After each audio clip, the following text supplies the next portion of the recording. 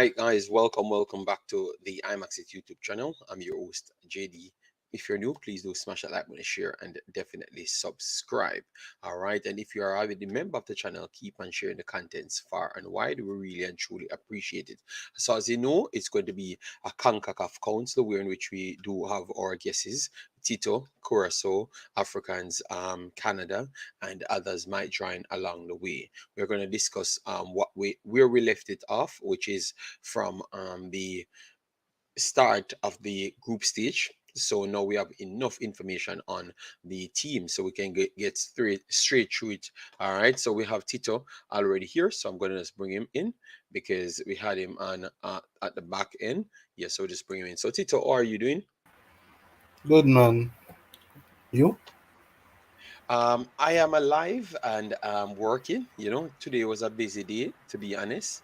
Yes, but I still have to come out and complete the task because personnels said that they wanted us to come and do this, so we have to come out and do it.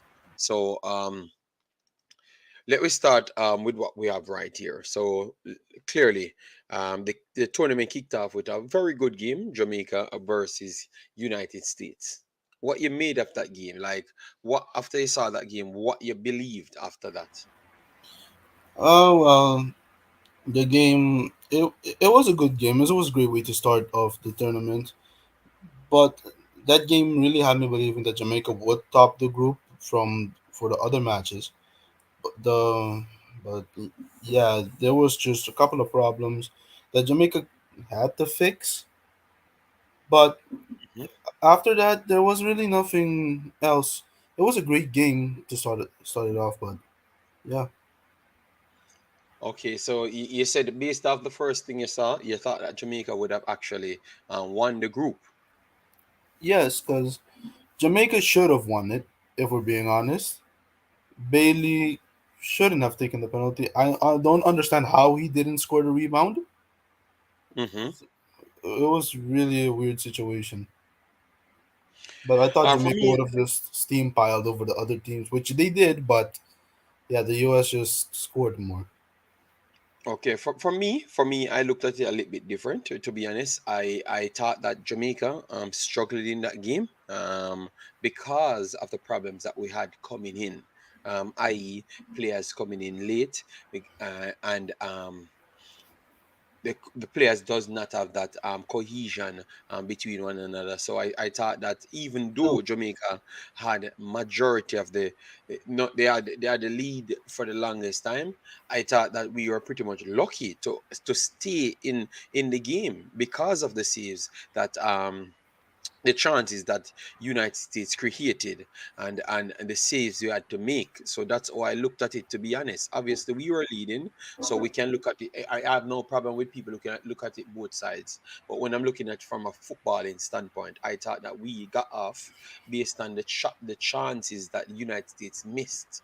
But I could clearly see others look at it the way as in they were lucky to get a point because the goal came so late.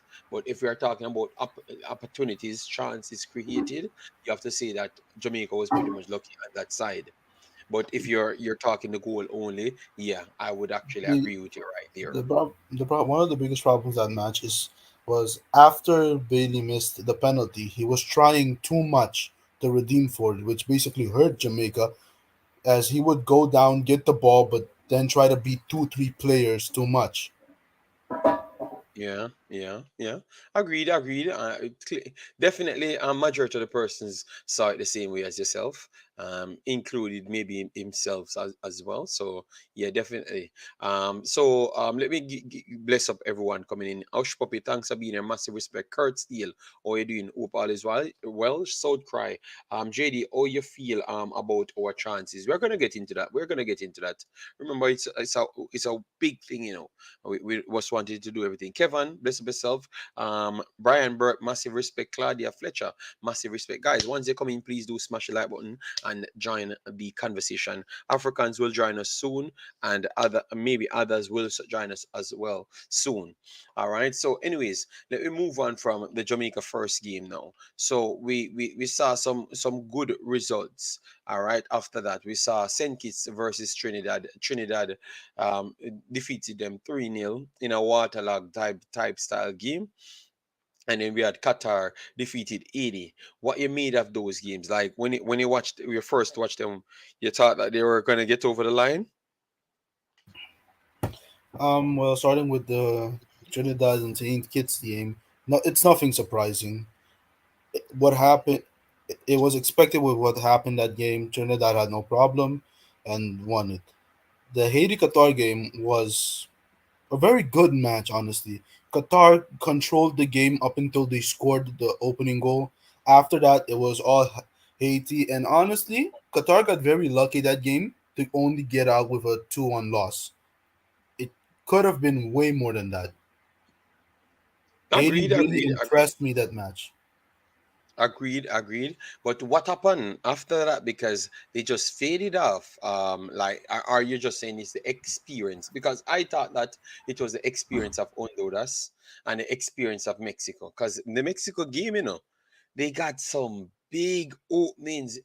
That one that the keeper passed back to um one of their players. I don't know the name of that guy. I missed his name. Um, that was a big chance. So I think naivety really let down Haiti and Guadeloupe. Guadeloupe and Haiti, I would consider that both of those teams. It's because it's something. It's naivety why they have lost their position. They should have been the two teams going through, to be honest, because they had it in their hands and they were the ones let themselves down. To be honest, would you agree or would you disagree? I agree that both teams let themselves down, but one thing I have to give to Honduras is Honduras, after the Mexico game, they basically controlled the other two games, both in possessions and chances created. With Honduras, you saw that experience that those players had together. You saw also they just played overall better football, but Haiti honestly just let themselves down. Haiti had the better team, and they had chances that they should have scored from that they just missed. Okay, fair enough, fair enough. Bless up, Omar Foley, massive respect. Warren Webster, thanks for being here. Kevin, Williams, property for sale, and then we have Marlon in the building. Massive respect, Marlon, and everyone that comes in. We're just trying to go back over a few of these teams that never made it and some that made it. We're going to do the preview to the second round as well. So we will talk about the teams that made it, but we still have to give the personals that never made it out some respect. So the best team of the actual qualifiers so far, who you going with? Like the team that you watched and you said they are the best team in the competition now. during The, the the, group the, stages. yeah, during the group stage, yes, during the group stage. Honestly, when I looked at it, for me, Panama is impressed me. I knew they were going to do a lot and they're going to be big trouble for every other team, but they honestly they pushed up way above their weight and they've been playing amazingly. And I honestly, even though with the run that the US is on right now with their team, I think it's still gonna be Panama. Ooh, guys, let me know in the comment section. What say you? Who is that one team that impressed you the most out of the group stage? What we just witnessed. All right. I'm very torn between two teams that I thought that impressed me the most. United States really reeled themselves back in the competition. Yeah, I think it's between United States. I have Panama in it. Don't get me wrong. I have Panama and Jamaica in my top four. But I think what I saw from Mexico, even though they lost the game to Qatar, they just look naturally smoother. They look at the older Mexican team with chance creation. They are playing so fast, so technical. I'm telling you, this, if they get it right, they are gonna blow everybody off the park. The way they are creating chances. So between that, because obviously they have the quality already, you know. But United States have less quality, at least in this squad, and they're still playing good. So it has to be Mexico and United States, but I can't choose one. But both of them system looks very good. Yes. Obviously, it might have to give Mexico the slight edge because Mexico have their professional players, not the second string or the third string side of players. So I would have slightly give it to Mexico. And to be honest, their group was more difficult. They have literally Haiti, they have Honduras, and they have Qatar. Trinidad and Tobago, and no disrespect, and Saint Kitts ain't better than those teams. You understand me? So, Yeah, man. so even though, and they still scored a lot of goals as well. They weren't just 1-0 away. Mm, They are yeah, good, man. They are good. yeah, man. I would give it to Mexico. I would Yeah, slightly still stay you know, stay with Mexico. it's real. It's Mexico. I do think they are going to win it. Most definitely, I have a feeling they're really gonna win it. But I sort of want Panama to win it because they've been impressing me the most. Mexico is playing the best football I've seen them play in years right now. Against Qatar, they were unlucky because their goalkeeper had a masterclass that match and was stopping everything and but also wasting a lot of time during that Yeah. match. Oh my God, man. That goalkeeper.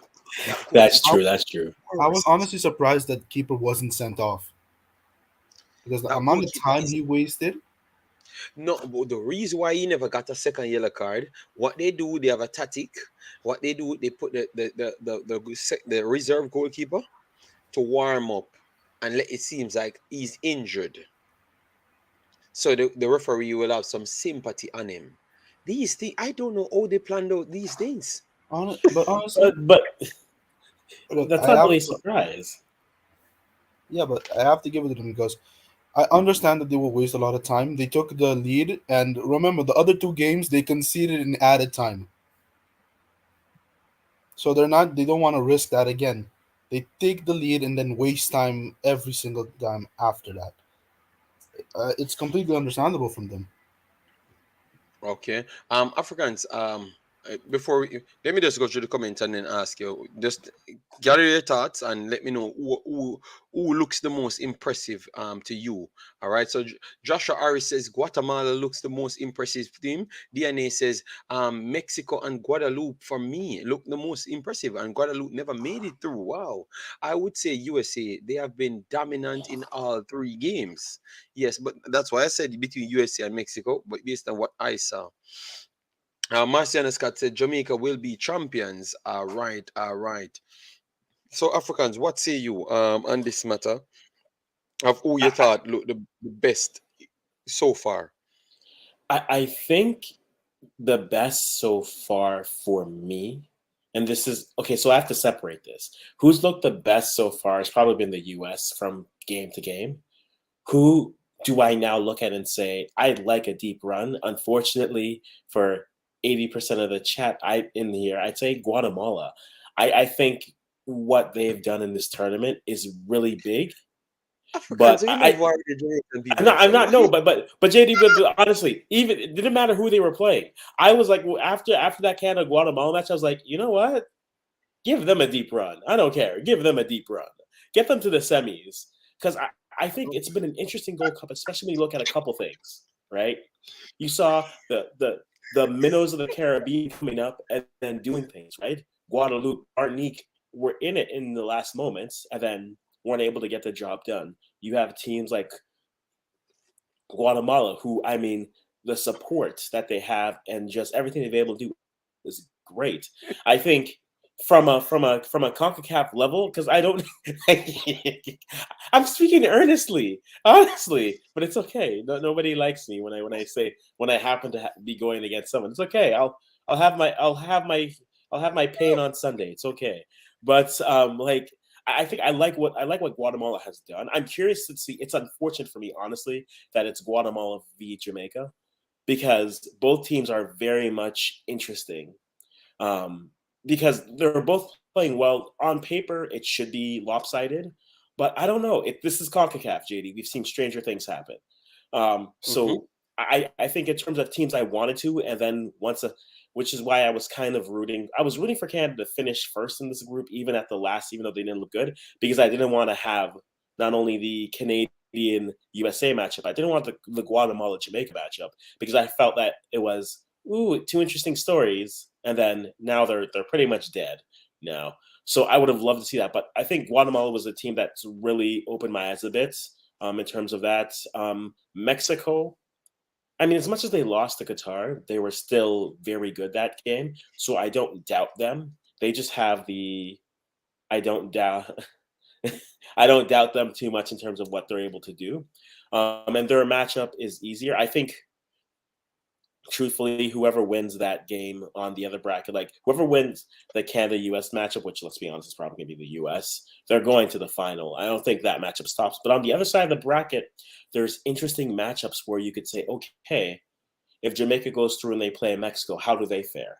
Right? If Costa Rica beats Mexico, how does Jamaica fare against a team that has made their hay living off of a low block and then trying to counter with Joel Campbell? I mean, Brian Borges is not here, but I mean Joel Campbell is still getting his jogs in, right? So I think ultimately that's what it comes down to. I think for the teams on paper, U.S. has looked good consistently. Mexico's looked good. If I was going to go top three, it'd be USA, Mexico, and then a tie between Guatemala and Jamaica. Just because Jamaica had a nice start in the U.S. game, and then faded in that game, and then the other two games they were just there for it.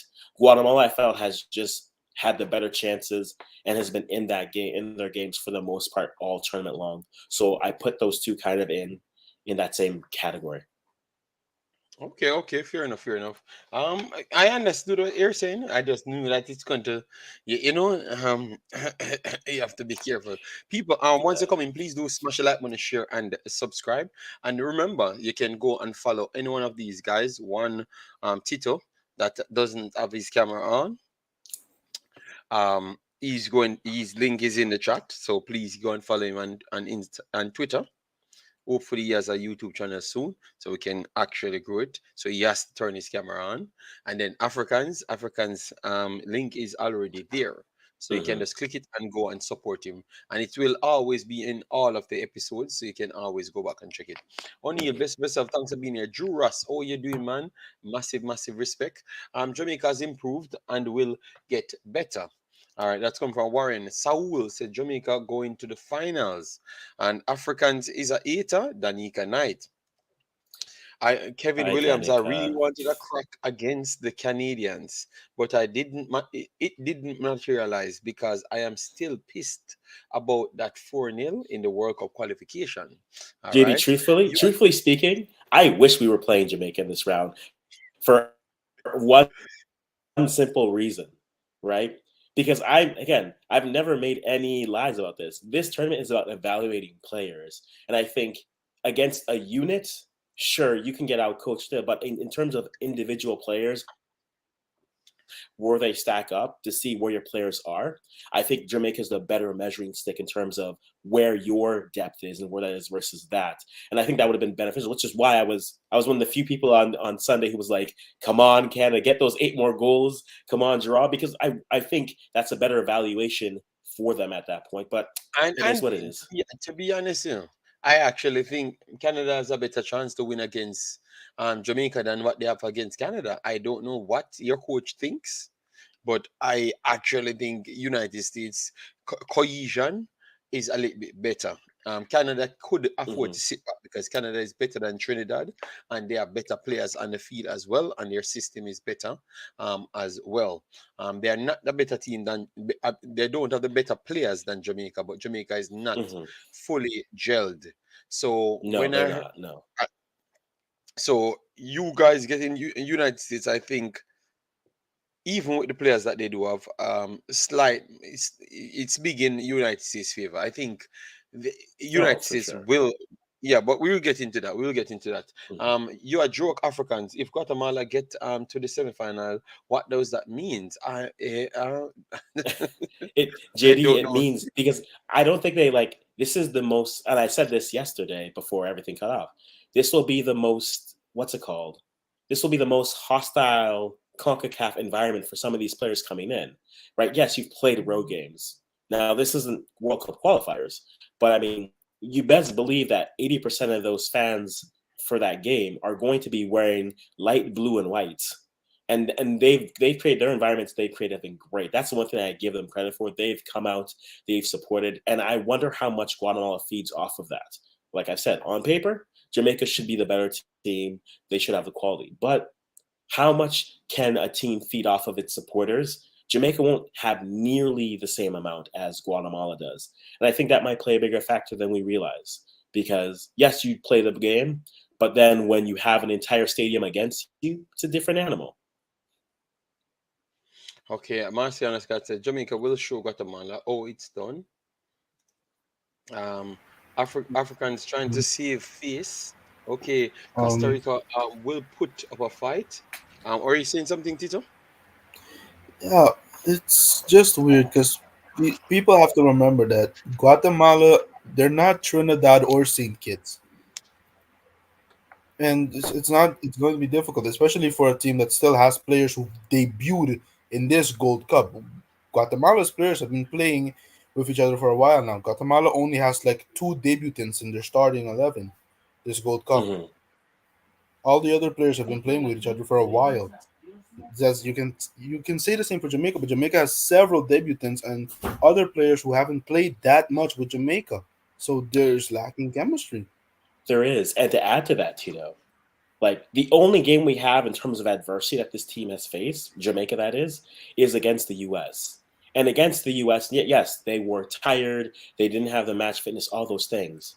But the players, I always say this, in high stress situations, you default to your basic programming, right? And what's the refrain from that game, right? The refrain from that game is it sounded very much like how like when Canada loses a game and it's not good, and then you're looking to, well, who's the star boys? Who are the players supposed to be doing?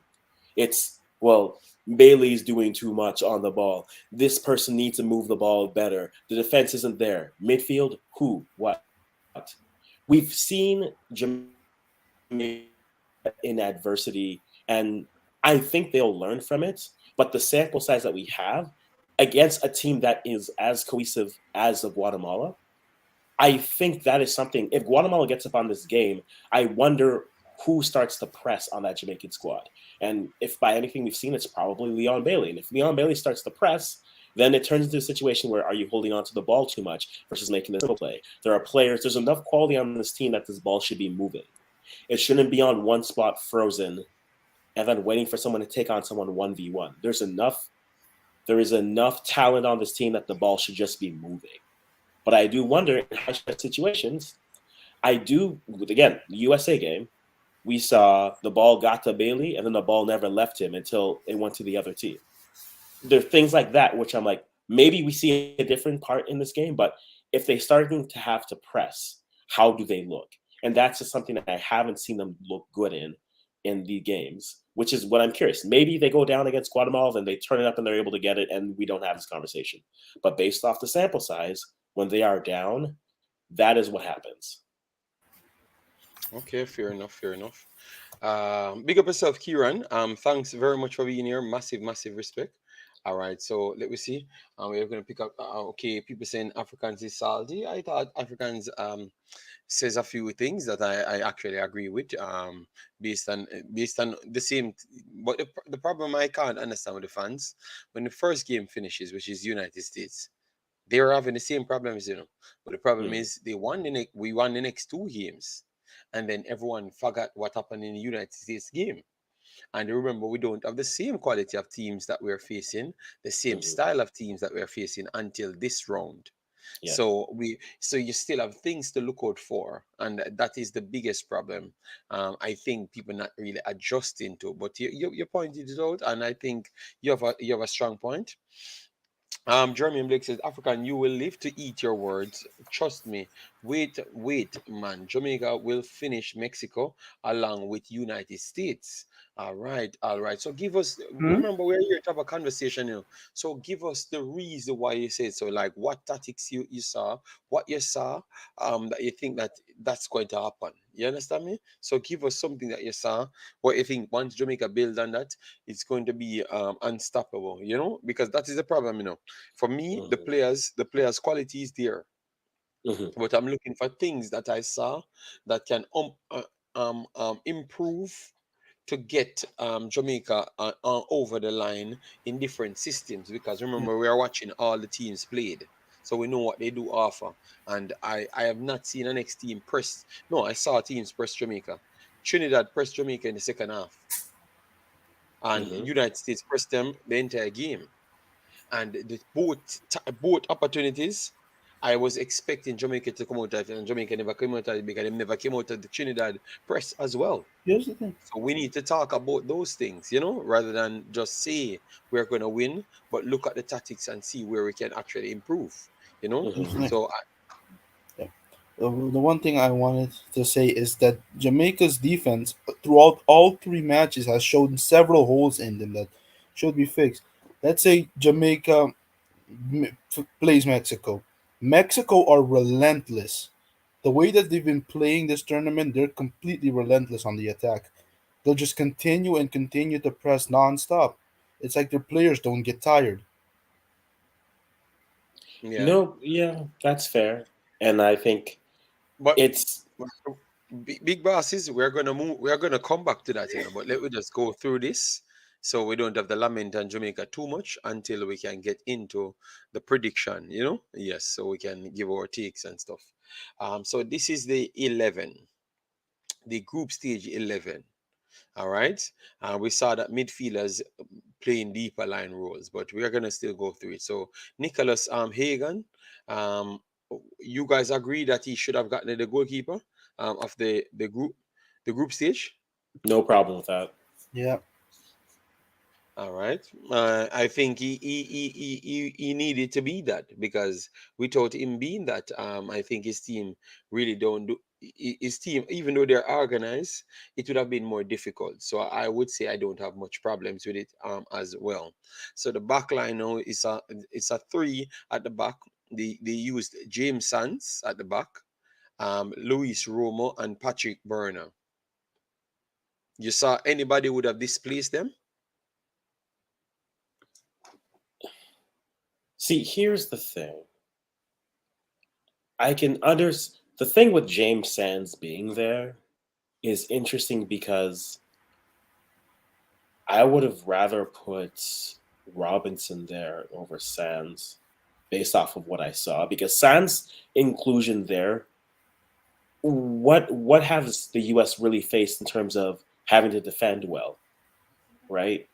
Now, granted, if you're defending, it means you don't have the ball, and that's the issue, right? So that's where you can have a conversation if you're looking at Jamaica, like a Deshaun Bernard. Does he deserve to be in here? I Hmm. think you can have that debate with Sands because they're in the same group, they face the same teams, and the only argument against Deshaun is that Jamaica's defense didn't look as sound against St. Kitts and Trinidad as say the US's did. But that's a few breakdowns a game versus maybe one or two breakdowns a game. I still think Sands is probably maybe the only name here. You're going to put Alvarez back there as a center back. I mean, that's your choice. If you're just trying to put in 11 players, fine, they put in 11 players, then don't pretend that he's a center back. Put him in as a CDM and play it a two to whatever formation you want to go. You know, it doesn't have to be a center back has to be there. I understand why that player is there, but I think from the back line, Sands is the big question for me because I think you can't really evaluate him defensively when there wasn't much defending he had to do. All right. What say you, Tito, on the matter I've been for those questioning the three same players? thing. I was just questioning why is Sands there? He's a midfielder, so I honestly never didn't understand why would his inclusion be there. I didn't found him really that wow in the group stage, but yeah, I don't know what Concacaf was doing with this. So That's the probably the only name I question on this entire best 11. Okay, okay. All right. For me, I would say I would put in Damian Lowe played 2 games. He was solid in both games, made the team of the week in both games. Damian Lowe, Miles Robinson, I think I would have put in. All right, because it's two Yeah, solid games. Damian Lowe played the one against Trinidad, which is the two toughest games in the group. All right, and he showed up in both of those games. So I would have put in Damian Lowe and Miles Robinson ahead of Luis Romo and James Sands. But I saw that they wanted to put Romo in the team because of the domination him and Luis Chavez doing in midfield. That's why I think they ran to do it. So Damian Lowe and Miles Robinson, I would have added to my best 11. All right, but Patrick Burner, um, it's okay if they put him in. I have no problem. But James Sands, I am questioning, and Luis Romo, I'm questioning. You could have added even Alvarez in it. I thought that Alvarez having a good tournament as well, and he's playing at centre back as well. So it's surprising why they put these guys, but they are top. They are good performers in the tournament, just the same. I wouldn't say they are top, but they are good performers. So in midfield, Carlos Mea and Luis Chavez. You have any problem with those deep line midfielders? No. mm, no, neither do I. Yeah, I think the midfield is perfect. Okay. Mr. Dre says even Damian Lowe. Yes, I said I would have put in Damian Lowe in it. Damian Lowe should be there. He was selected for the team of the week twice. Yes, I said that. Let's be clear. The coach was hired to. Okay. That has nothing to do with the matter at this point. This is a Jamaican war already in the chat. Yes, so we have by that. Then we have Mahalovic and Basinas. Those two added in midfield as well. Yeah, Okay No, with that. I think, yeah. yeah, it's great choice. And then the front line, Joel Campbell, Damario Gray, and Yesis Ferreira. You go with that. I think a lot of players play good, up front, Um, I agree, Mhm. but the problem is Damari has been consistent all 3 games. If Guadalupe makes it, their 9 probably makes it here over either a Joel Campbell or a. No, I think Joel Campbell is maybe the weakest choice of the top 3, even though he had a good, solid 3 games as well. But I mean, Damari, I think he had to be here consistently over all 3 games. He was present. He was creating. He was doing things. Was he doing too much? I don't know. We'll find out when they actually play a team, and the ball has to keep moving. But in the games that he's played, I think he's been the most consistent player in that group. Jesus guy has all the goals. Jesus is that Jesus Ferreira is like a player to me that's, if we were looking at a Premier League team, Jesus Ferreira feels like a U23 team player who's too good for U23, but not good enough for your senior team. Right. So at this level, at the Concacaf level, he's one of the better 9s, but at the Gold Cup. But if you had to put him on for the whole national team, and I think that's what, when you bring in Balogun to the US, that's what it does. Now your 2 9s, you could argue, are Balogun and Pepe, and then Sabachi if you want to put him there. The one who was in Germany this year as well, but like Ferrer is like not striker 5, 6. If you want to put him in that with what's his name, who's playing at Norwich this year, the U.S. striker. But like he's been pushed down, and because of that, he looks better against this level. But he'll need a move to really try to crack that top 23 because I don't think there's much room for him. But for here, I think he's able to score against CONCACAF level. He's shown that consistently. It's just when they play other teams, he's not been able to really do that. So I think for here, deserved. Joel Campbell, I think Joel Campbell makes it in because he has the Gold Cup streak of goals and assists going. Again, if Guadalupe makes it in, I think their striker makes it in over him. That's just what my feeling mhm. is based off the tournament that he had. Yeah, But yeah, otherwise, played well. I thought Phaeton could have made it regardless of them advancing as well. True, but I mean, I think Joel Campbell is the name that everyone knows. It's like, yeah, he scored goals. So let's put him in. Yeah. For me, it's the same. Great, great over the 3 matches that he's played. Ferreira, top goal scorer of the team, but I don't see him as a striker. He's a 10 in my eyes. That's where he should play. He should look for a move to Europe, probably make the jump for now to like the Eredivisie or the Belgian league. Yeah. It would be a great move for him. Agreed. On Campbell, his inclusion is understandable. I do think Fiton could have, honestly, would have been the best pick over Campbell Hmm. because other strikers, what have other strikers really done? That's what you got to question. Other forwards weren't really that good. Campbell did something, and Fiton did something. Other strikers, they probably have like one goal that they scored throughout the whole tournament. Hmm. Okay, fair enough, fair enough. So, but based on how you guys look at it, you thought that it was okay. As aside from the defensive line. Yes, Yeah, it's a great 11. yeah, it's a great Okay. 11. All right. So we move into the final set of things that we're chopping up, guys. I want to come in. Make sure to hit the like button, share, and subscribe if you like the program. What we are always doing. Yeah. So and definitely follow these guys in the description.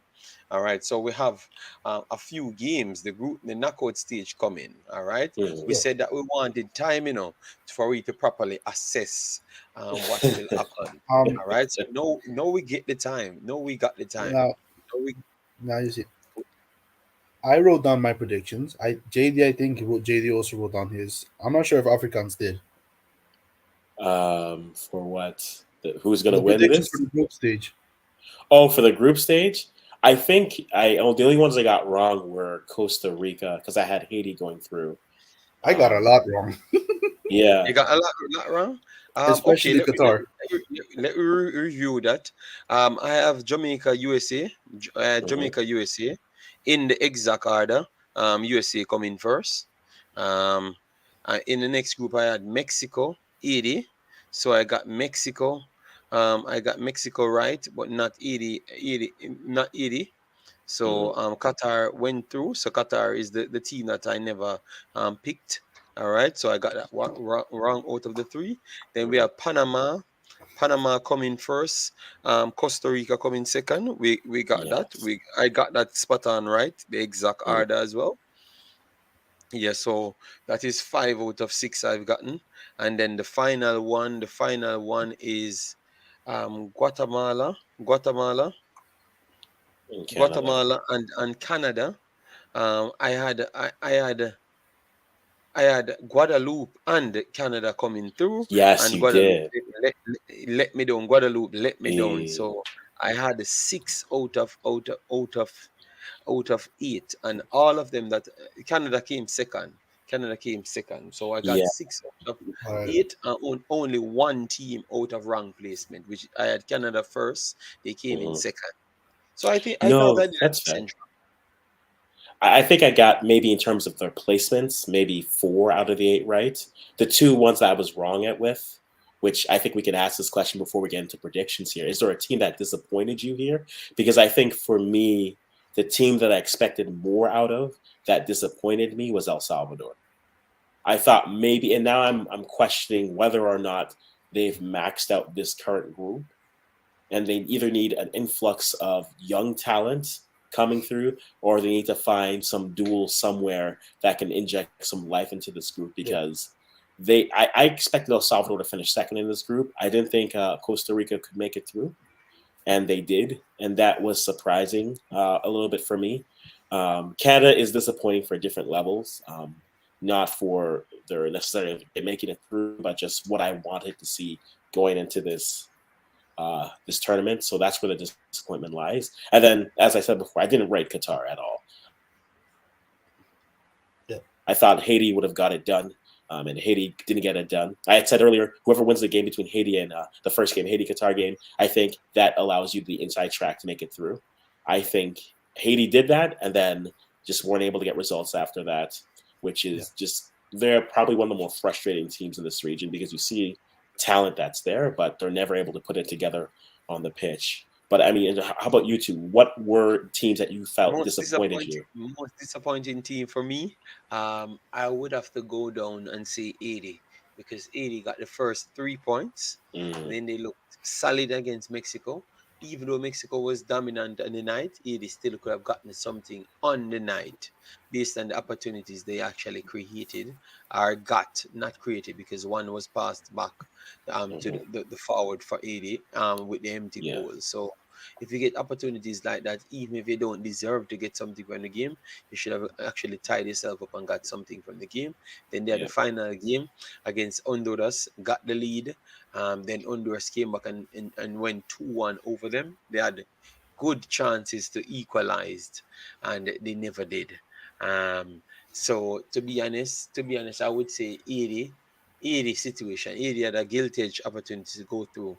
Our it's between 80 and Guadeloupe. It's between 80 and Guadeloupe because Guadeloupe had a super Guadeloupe and 4 points going into the final game and still yeah. leading twice.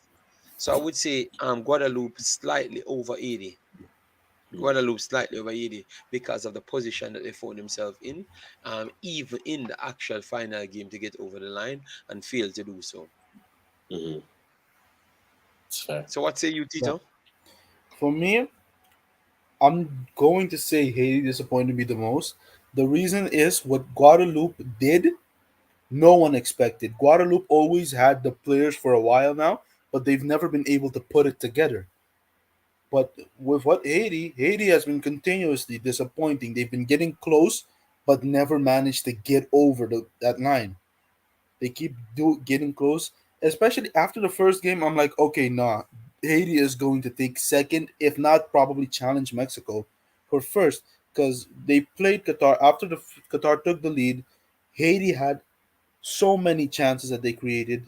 They won the game late, but they honestly should have won by more than 2-1.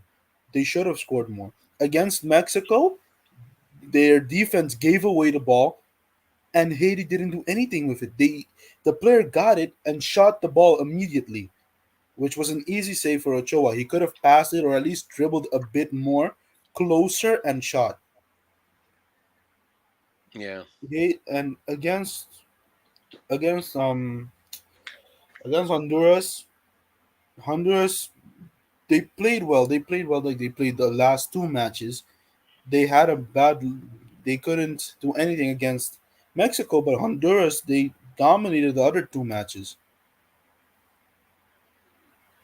Okay, Honduras dominated the other too much. I think you're using the word dominated loosely because I thought that the Look, 80 Honduras game, the style that 80 played in, but 80 was in the game the right thing throughout the is, game.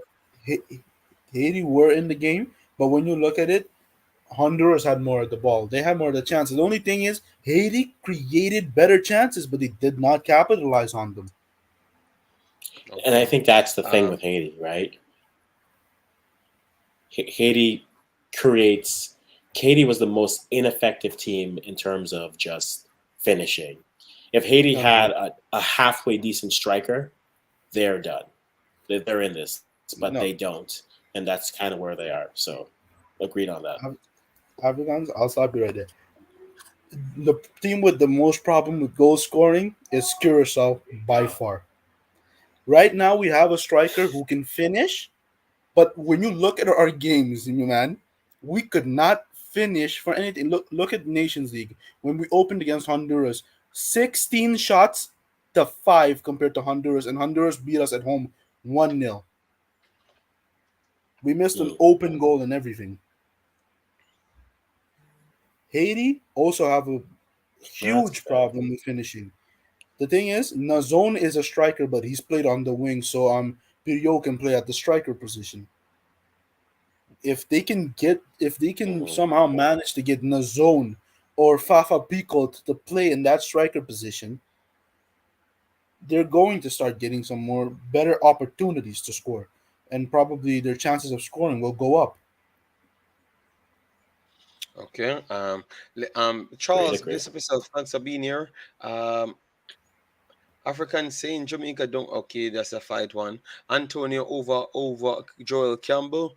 I think Joel Campbell did his job. To be honest, Norwegian striker is Josh Sargent. I ride Sprackle. Complaining Joel Campbell is a very underrated player. I think he's actually rated here. I had a fight with I had a video fighting for him his respect in the region. Yes, but I think majority of the people that don't respect him is actually Jamaicans. That is surprising because it was the day I was telling him about him in Concacaf, and they were saying, no, no, no, no, no. The poster boy is better than him in Concacaf. I'm saying, boy, that is not true. Willow, bless up yourself. Thanks for being here.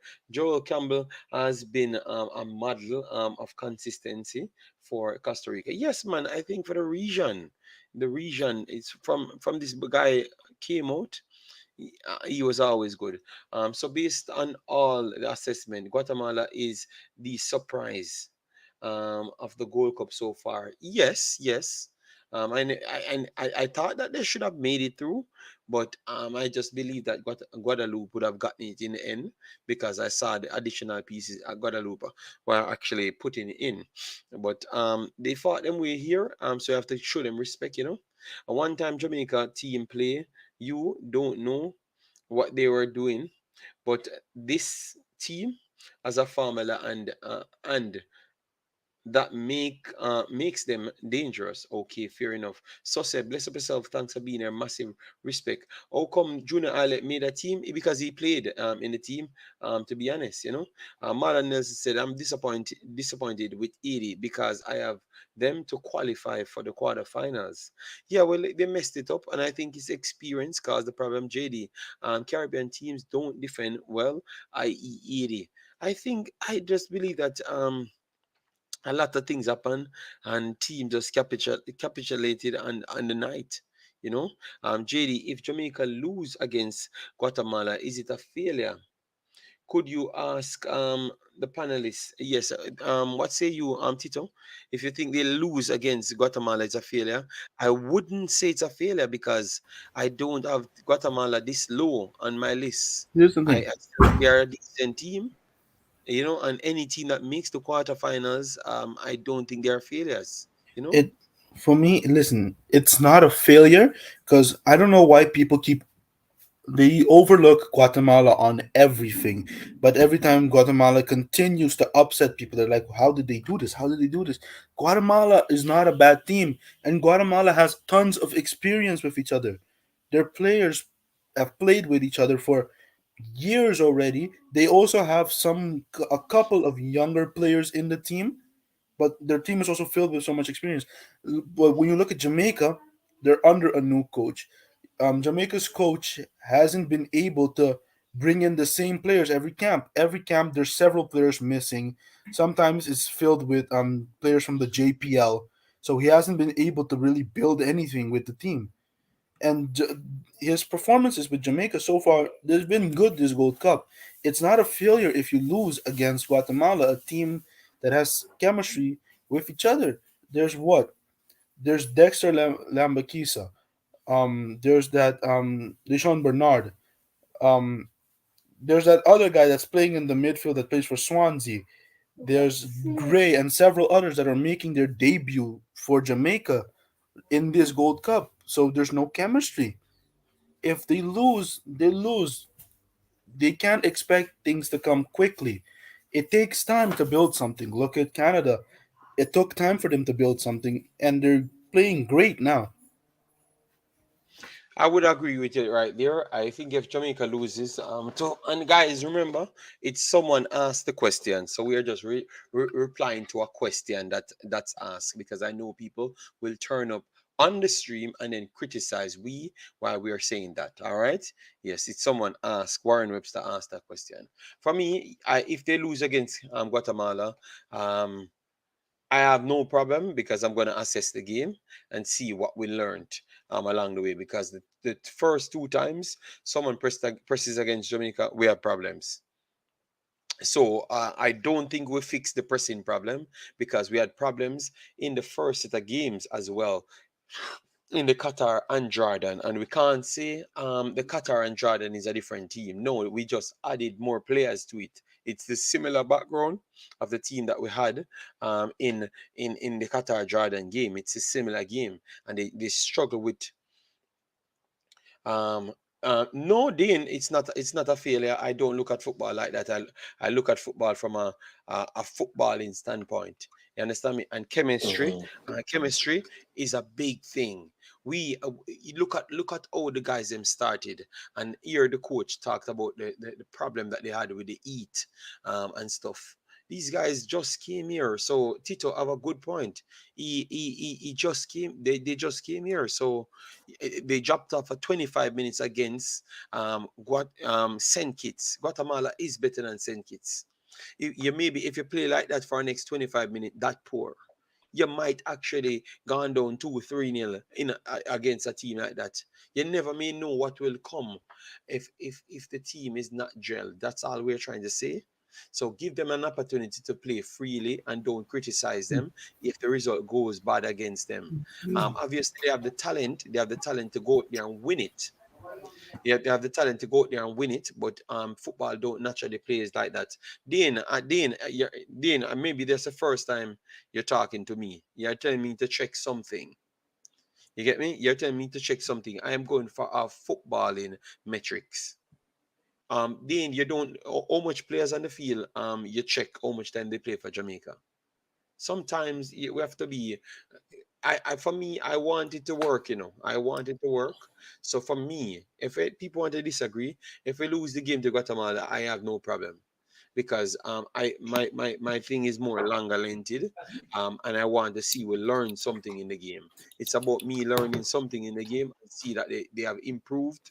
I think they should be good enough to get the win, What's up? but if they don't, I'm not going to beat them. I am not going to beat them. All right, I am not going to beat them.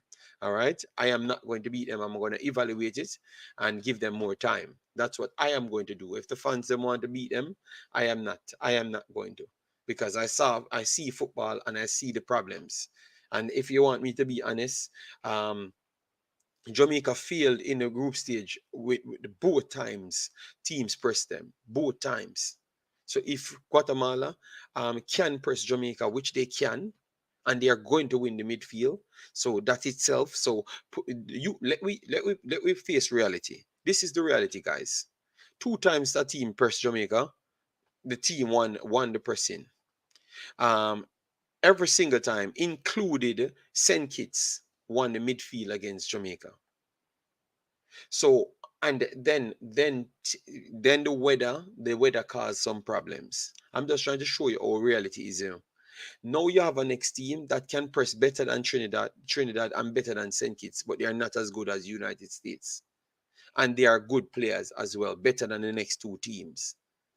And then the weather, we are getting a poor time. I'm gonna show you all of those things, and then we are getting a poor time. We are getting a sunat match again, so the third problems arise again. It could easily well go wrong, people, and we just start to beat the coach, and that's not the right way to approach it. You understand me? That's all I'm saying, because the teams are good teams. That's all I'm saying. Just be very much mindful how we evaluate this one, because we're trying to Yeah. get somewhere, and it does not just get over the line ASAP. All right. Yeah. The thing is, people just got have to learn to start Yeah, being a bit more they might patient. beat me in that chat. They might beat me in that chat. They might beat me in that chat. Yes, but People are I, going I, to I want the long term. I want long term. I want to qualify for the World Cup, and I know that use it things in. can go bad in between, and we should not jump to criticize them. Look, Watch the game, and if you analyze it properly, you see that okay, these are mistakes that um we saw leading up to this game, and it's Mhm. because of chemistry. I've make yeah, sure you write down look, everything that I said. Jamaica was yeah, actually not doing good throughout this tournament. All look, right, make look. sure. You're gonna people need to learn to be patient because look, every year you have 5 windows, and it's normally 1 week the players have together, so they don't have a lot of time to gel and get to know each other that much. When you look at teams like look at Canada, they've been working together since 2018. It took them a while to get where they are. That's progress. The Canadian Federation trusted Herdman, and Herdman delivered. You can't expect everything to come now. Look at the US. The US, even though they're bringing a B team, C team, those players, they have played with each other before. Mm. These guys, they've played with each other, whether it was at club level or if it was at one of the US's cupcake camps where they play only MLS players. Hmm. All, People, all right. So we want to get into the prediction. So guys, we have 117 in the house. As we said, get likes to 100 likes. I don't know if it's because it's not a Jamaican centric video only, why you don't feel the need to hit the like button. But if you mistakenly not hit it, you definitely hit it. All right. And I don't Mm. think I'm going to ask again for the rest of the stream. So if you want to, you definitely do that. I Revive said Jamaica can't lose to Guatemala. They are the weakest team remaining in the competition. I strongly disagree the way you guys talk about teams. I strongly disagree. I strongly disagree. I strongly disagree. You understand me? I think that Jamaica have a far way to go to be a complete team. Jamaica should be the favorites because they are the best players on the park, but not because they're the best footballing team. I think Guatemala is a better footballing team than them. And I'm telling you, if it does not go right within a certain time, players' energy can drop. You understand me? It's a hot day. If they hold on to that ball and keep that ball for 30 minutes strong, Jamaica in all sorts of problems. So our person has to be on point. I'm telling you, if they can afford to hold it for a long time, I'm telling you, Jamaica will struggle. So let me be careful. Let me be careful. We have the better team going in, but it's a game that will be a tough game because they are not poor players. Guatemala has a good factory of footballing ability, people. You get me? Look at all the other lower levels. Once we don't put the actual overseas players them in it, Guatemala is not a walkover team for Jamaica. You understand me? They might just be the favorites in the game. So they have a good structure. You understand me? Guadeloupe was not a poor team either, and they won the game against Guadeloupe. All of us thought that um, Guadeloupe would have came through. We thought that they were going to have scored a goal. Phaeton looked dangerous than almost anybody on Jamaica team. Phaeton looked like one of the most dangerous player and the entire in the entire tournament. You understand me? So and they outscored them. So JD, no JD, you're wrong. The forecast shows that it will rain that day. So the English man them maybe run them over. Well, I'm just saying I'm not wrong as to what happened in the previous game. I said um, it's going to be early, so maybe the sun will be hot. I don't mhm. know. So thanks for telling me. You could have But just told me the weather. that doesn't make sense with the weather because it rains a lot in Guatemala as well. No, but no, I just the eat alone we have problems with. The last time the coach said that some of the players them they struggle with the temperature and the timing of the game. Yes, so that was the Mm. so Okay, I don't think the rain will affect them. It's more like the eat alone will affect them. yeah. So Yes, so let me go through. no, no, talk. We can talk. We can do the prediction. Dean, I'm not going to argue with you. I'm not going to argue because every metric is different.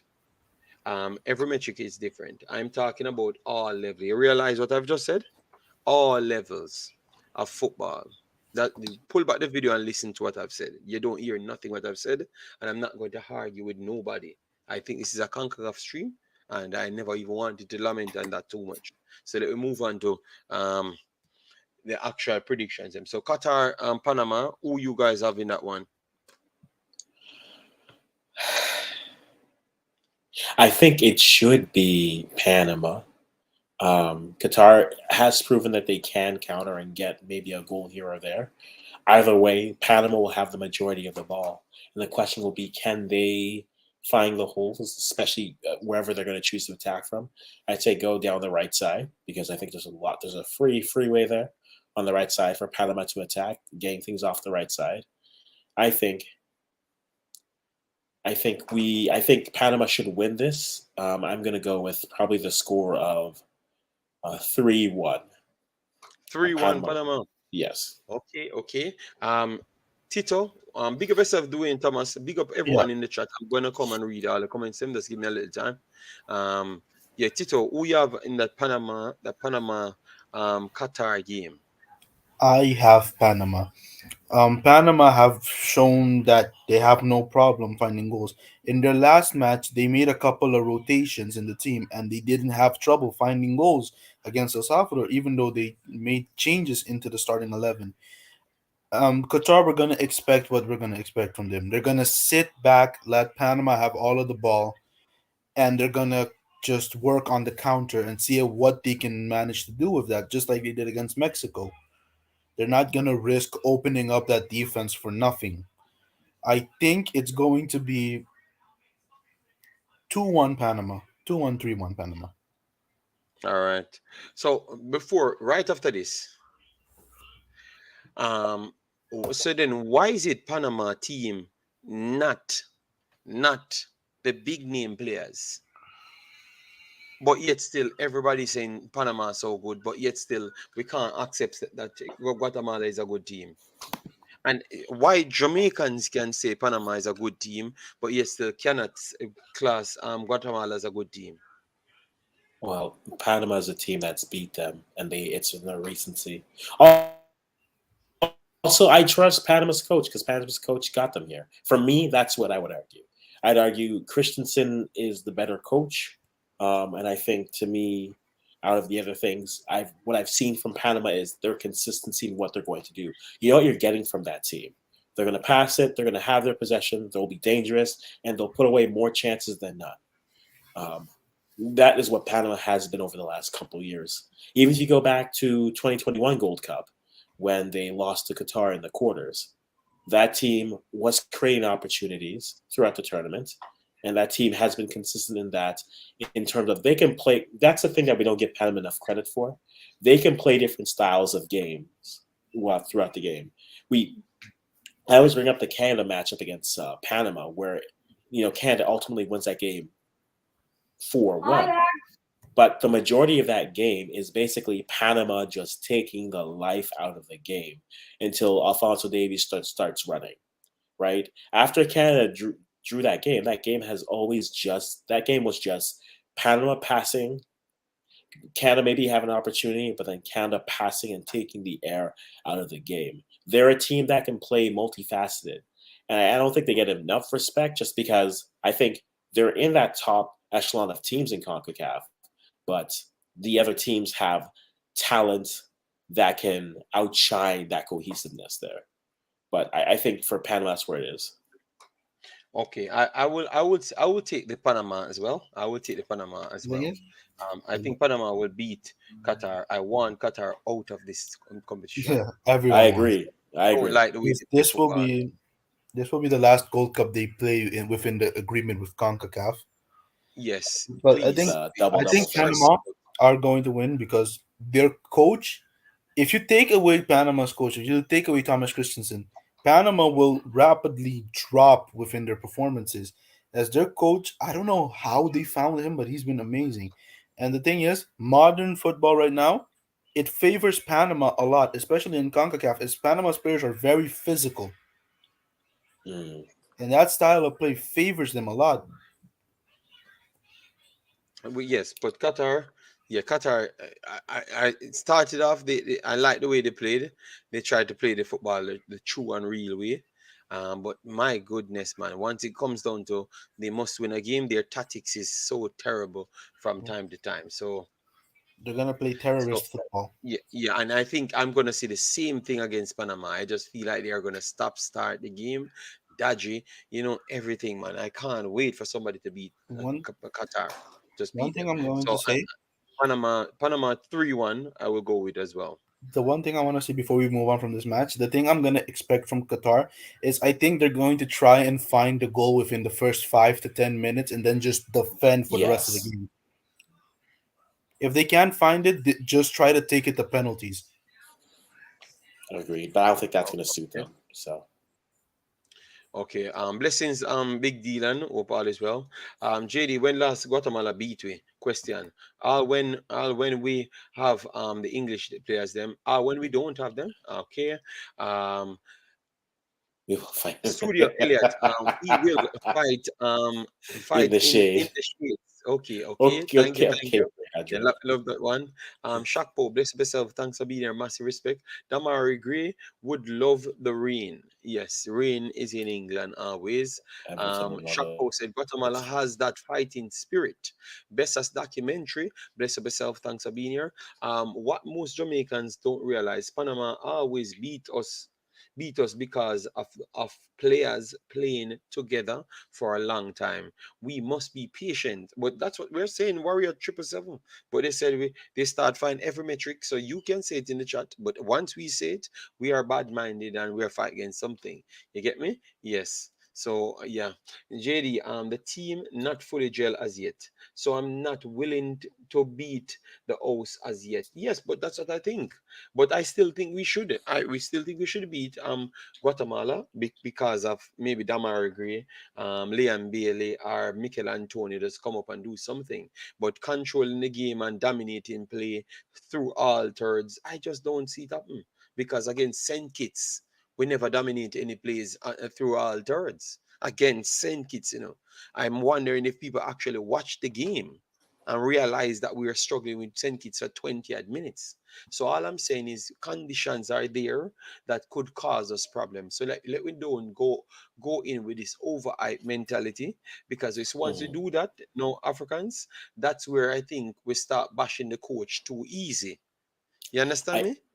agreed, but we'll get to that with the Jamaica game because, again, there's a scenario, and I think it really comes down to the pace and who dictates. But we'll get to that when we get to that game. All right. Panama has consistency, proving themselves, while Guatemala has yet to do so. All right. Is Jamaica able to call up a replacement for Pinnock? Yes, they should be able to call him up. That's why they have a 50-man pool. So that means any replacement, yes, he should be able to get called up through that. Yes. Mhm. JD, just 30% possible. It will rain. Temperature is about 80 degrees Fahrenheit. So that should be good weather. Okay, okay, no problem. All Yeah, right. Panama, Jamaica, bogey team. Guatemala is not. Okay, my goodness. All right. And then the final comment, then we can move on. It's not overhype. JD, it's confidence. Okay, fair Yeah, enough, fair enough. what? But you need to listen to what I've said. I never said Jamaica's overhyped, because I don't want people to take words or separate. I am saying is I'm always trying to make sure we can build with the coach. Yeah. You know, and you guys operate this way so you can beat the coach if we don't win. You understand me? And that is what I'm trying to avoid, because at least he says he wants to get time to put his system together. We got a few wins, and we look like we have something in the pipeline. That's all I was talking on. All right. Yeah, so let me move on now. So we have Panama. We had Panama, right? We had Panama over Qatar. Then now we have the mighty United States, Canada.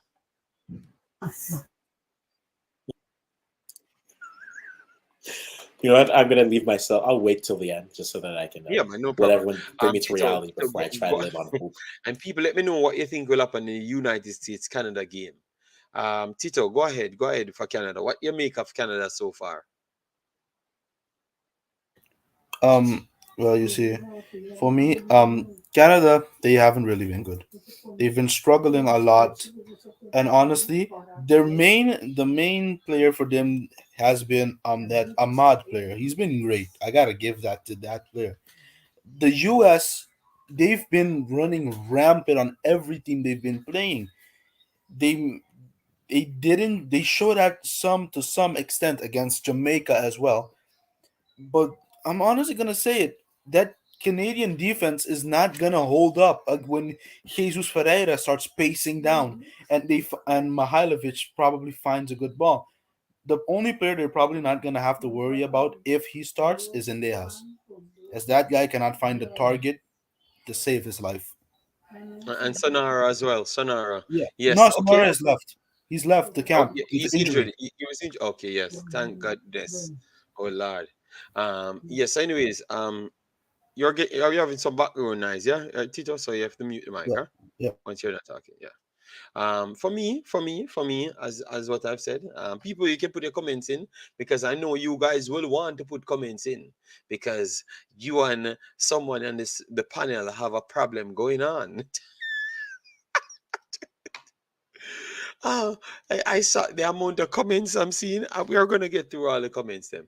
Anyway, so for me, I thought that Erdman, he has his 5-3-2 system that he wanted to keep, even with the new players them. And he realized that it was not working against Cuba, and then he had to make a in-game change, Africans, to change it to a 4-4-2. You understand me? And the 4-4-2 worked to a certain extent. So I don't know if he's going to try and come with a 4-4-2 this time, or he's going to stay with the 5-3-2 system. But based on what I saw, they look better in the 4-4-2. They look more energetic. They look like they have more belief, because Cavallini, it looks like he doesn't want to stay up there by himself. So when someone is closer to him, he can be assisted. So that is something great. Um, I think the only possible chance you guys have is to try and sit back. And I just believe that the technical players them that the United States actually has, aside from 1980s, Cade Cowell, um, United States still will go through them. I just don't see any way for me to give you confidence. I think they are gonna beat you, Africans. I hope you get something out of the game, but they're gonna beat you Just very bad. beatings, eh? Just straight They're, beatings. they're Okay, gonna JD. Okay. Discipline not included, just beatings. Okay. they're Okay. gonna beat the hell out. Every day, as Infantino would say, every Jamaican that day will say, "Today I am American," and go from there. No, let's be real. Canada has not looked good this tournament. I think I would have felt better if they had looked this way, but they were playing the majority of their young players. Like if this happens and they're playing the majority of their young players and that's what's going on, I think I'm better with this.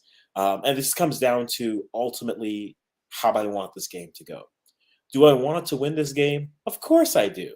I think Josh asked on Twitter, out of 1 to 10, how do you feel your chances of winning? I'm at a 3.5 out of 10. It probably is out of 12, to be honest. But the too long didn't want to read version of this is how we lose this game matters to me. I'd rather lose this game in an up and down game, like crazy talk. I'd rather lose this game 7-3 than lose this game 1 or 2-0. I think more than likely you're going to see them try to sit back. I think the thing that Canada's been missing in this tournament has just been that youth, that dynamic pace. Jaden Nelson, yes, it's against Cuba, but like I would love to see Nelson, Schaffelberg, Russell Rowe play, because I think they offer a little bit more pace moving forward against teams. And if you're going to try to sit back and counter, at least have pace to do it with. No one is shaking in your boots when you have Lucas Cavallini leading the break. No one really ever has, unless he's running at you, in which case you're probably going to get a card for him. So do I think Canada wins this? I don't expect it. Like I said yesterday, the only way I see it happening is if Canada scores in like the first 10 minutes, and then every pass that happens and every shot that happens, every player is just diving, hands behind their back, not in front of them, because that they'll just be called as penalties, and it's just blocking every shot. That's the only scenario I see them winning. But for me, I think walking into this game, I'd rather have Canada lose this in a high scoring, up and down loss, where you at least get to see, hey, maybe you see Nelson can give you something in this type of matchup. Maybe, Liam Miller finally does something. He probably won't, but like I'd rather see them lose that type of a game here than to try to sit back and then lose like 2-3, maybe 4-0 without even trying to open up the game. So for me, I think the odds are stacked against them. No one expects them to win this game. I'll still have faith and hope and the most important love for my country. But I don't I don't think I don't think they're winning this, but I think the only way they do is if they score and they're able to come through. If Canada somehow wins a game where they outscore the US in an up and down affair, I will be just shocked. And for the rest of CONCACAF, BJ Callahan is available for coaching and birthdays. If someone would like to take him, because I think it's a little bit sad that arguably right now the best coach in the region is being replaced by the coach that many people don't like. I think Callahan's a better coach than Berhalter. So if someone wants to pick him up, I know Eddie Want needs a new coach. Maybe he can go to Costa Rica, but I think that's the only way I see Canada winning. If not, I'd rather see this game finish 6-3, 7-4, something like that, 7-2, than it finishing 4-0. But right now I have the US winning. Okay. Our Eric Sewell, best of yourself. Thanks for being here. Massive respect. Studio Michael says Guatemala hasn't had a consistently good record at Gold Cup, so that's why we are not traditionally looked at serious. Although they have surprised us this time. Okay, fair enough, fair enough. Thanks very much for that. JD, no matter what time we score, we are going to win. I have never argued that point, you know. I've never argued that point and I never brought up that point. The sad thing about live streams is like people just come in and they just believe that you are the one saying what you're saying, not realizing that I was responding to someone and every one of us responding to someone. All right. Yeah. I never talk about Guatemala beating Jamaica. I've never even gone there. It's Warren Webster asked a question and we repeated it 4 or 5 times. All right. We gave our takes on it, but it was a question asked. MPW94 said, JD, I'm not saying who should win, but temperature should not be an issue in Ohio. The north coast of the USA is not as hot as the west. Okay, thank you very much. All right. Danica says 3-0 United States. I came here just in time for this. Wow, okay. USA 5-0, big deal and saying, oh God. On the day anyone can lose. Jamaica has to come with their A game. That is from Drew Ross. All right, and Big Deal and dying with laughter. We might get smoke 4-0. Cavallini will get a red card in the 35th minute. I mean, he gets his yellows, so I mean that's the thing. So why are you gonna come and say the striker will get a red card in the JD, 35th minutes? because he struck something. He's struck not what scoring happened? goals. He might as well strike someone. Oh my Oh my God. days. Sosa said 6 love. 6 love. Oh my God. Warrior 777 said 2-1 United States. Canada look weak. So if Canada looks weak and you put the scoreline so close, is Yeah, it but what are you because saying it's about just the the US? rivalry? I think Okay. I think a back four for Canada is the ideal. A back three, they don't have the personnel to do it. Or I don't trust Herman to put the center backs in the right spot, right? Zach McGraw, who just debuted for us, is better suited to be center, but he's always put on the wings, which means anyone with not even pace, but jogger space puts him into trouble. I think a back four with Ali Ahmed and Richie Ray as your fullbacks is probably your best bet. Bombito struggled in a advanced role, so do you play him over a Liam Fraser? You probably go with Fraser because he'll go with the player he trusts.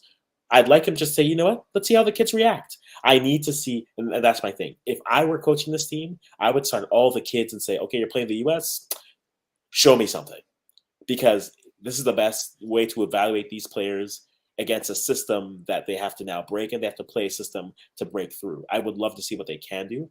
I think Jaden Nelson may have earned himself a start in this next game just to offer a little bit more. He probably won't, because what you think will happen never happens in this tournament. So I think Jaden Nelson should start. They'll start Osorio again. I think they should start Schaffelberg to add a little bit more pace. They'll just have Hoylett on the wing. And Hoylett's fine, but he's not a wing player anymore. He's better suited in that 10 role in the midfield. Um, I think they should start Jason Russell Rowe to add more pace on the counter. They'll start Cavallini. So I'm hoping for the best, expecting nothing. So let's let's lose with scoring more than 3 goals, or let's shock the world and give me hope. Because JD, let me Okay. dream a little bit. If they win, let me just let me just let me just entertain this idea for a second. If they win, I don't know what I will say. I don't expect it. But if they do, JD, oh, the words from my mouth. I know. All right. So let me just go to the comments because the comments really running. Fraser will lose the ball. Miller will run to the corner and do hopeless crosses. Oh God. All right. The good thing for Canada is that Ferreira only scores against Caribbean teams. Well, I guess today is going to be a different day. Claudine says in the USA, United States, Canada game. Oh, Us or US? okay. I don't know. Is Claudine claiming the America Yes, here, or is she saying US? yes, I think she's Uh, claiming America. okay. Claudine Hag, JD, by when the I way, see I've missed you you. put on your Jamaica jersey, jersey, we are doing something right. No, I just wear the jersey because I thought that I believe something's going on. I thought that they picked some of the players them that I would like to see in the field. So I will represent. Yeah. And the defense has the legs of cinder blocks. Oh my God. Why are you disrespecting the team so much? No Because matter they the haven't played system, good. Canada is in trouble with that squad. Defense is. Oh my. Yeah, see, JD, so why? JD, No, no, you know what? I am going to call them out today. You know why I'm going to call them out? You see, if Africans came here and said Jamaica no good, every one of them would have started to cuss. And look how they're disrespecting Canada. You JD, see, we have JD, it's no respect. okay. JD, it's okay. You know, let them have their day. It's okay. The game hasn't played yet. Nothing they're saying is a lie, though. That's the thing. Like, Ambrose isn't fast from Guadeloupe. He was out running our center back, JD. I think that's a concern. I think it's a concern. So I think defending that will be the key thing. But yeah, let them. They're allowed to talk. They right now they're feeling very mighty and good. So let them enjoy feeling near a mountain, not the top of it, just near one. All right, so Africans and the commenters them fighting as usual. Kemar Turner, how you doing, man? JD, I am from Ohio, and the game's 3 hours, 3 hours from me. Okay, at the TQL Stadium. Wanted to Yeah. go buy the ticket. Okay. Ticket rose up. Okay, wow. All right, and well, you have to just buy it, sacrifice and just support it. I wish I was close by. I would have definitely be there. 5-2 Seth says 2-1, 3-2 Canada. Warren Webster says. Oh, Uh, Warren Webster lives in Canada, guys. He's a Jamaican, but he lives in Canada. discrediting it. JD discrediting everything immediately. Wow. Yes. Yes, Wow. no, I'm just saying maybe it's because he lives in Canada for some reason he believes it. I Yeah. don't. If it was someone else, I would have said, yeah, I kind of believe it. But all right. So, anyways, let me move on to the next one. So, Mexico, Costa Rica, because I was on a program yesterday. I was I was on a program yesterday, and I'm telling you, man. Costa Rica in us as a problem. So Tito, what do you make of that game? Mexico, Costa Rica. Yeah, it's going to be a good game to watch. I do think Mexico are going to win it just because Costa Rica, unlike Qatar, they play very open. So Mexico is going to take advantage of that. I think if Mexico can get everything right, I think they'll win around 3-1, probably scrape the win because if Costa Rica's attack can play like they did against Martinique, Mm-hmm. then yeah, it will be fun, but yeah, it is Martinique. Their keeper let them down. Their keeper presenting the fifth division of France. So, Hey, you but gotta hey, make safe.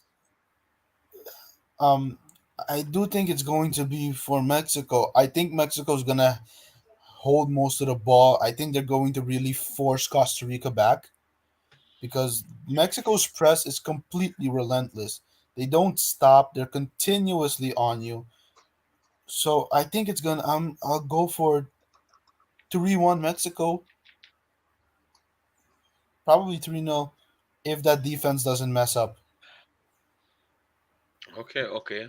Um, Africans, go ahead, big boss. Uh, yeah, sure, sure. I think Costa Rica suffers a continued tradition unlike any other, which is losing 2-0 in the quarterfinals to a team. Um, so I think it's going to be Mexico gets it done. I think Mexico looks the better part here. Costa Rica does create a few things, but I think ultimately Mexico wins this 2-0.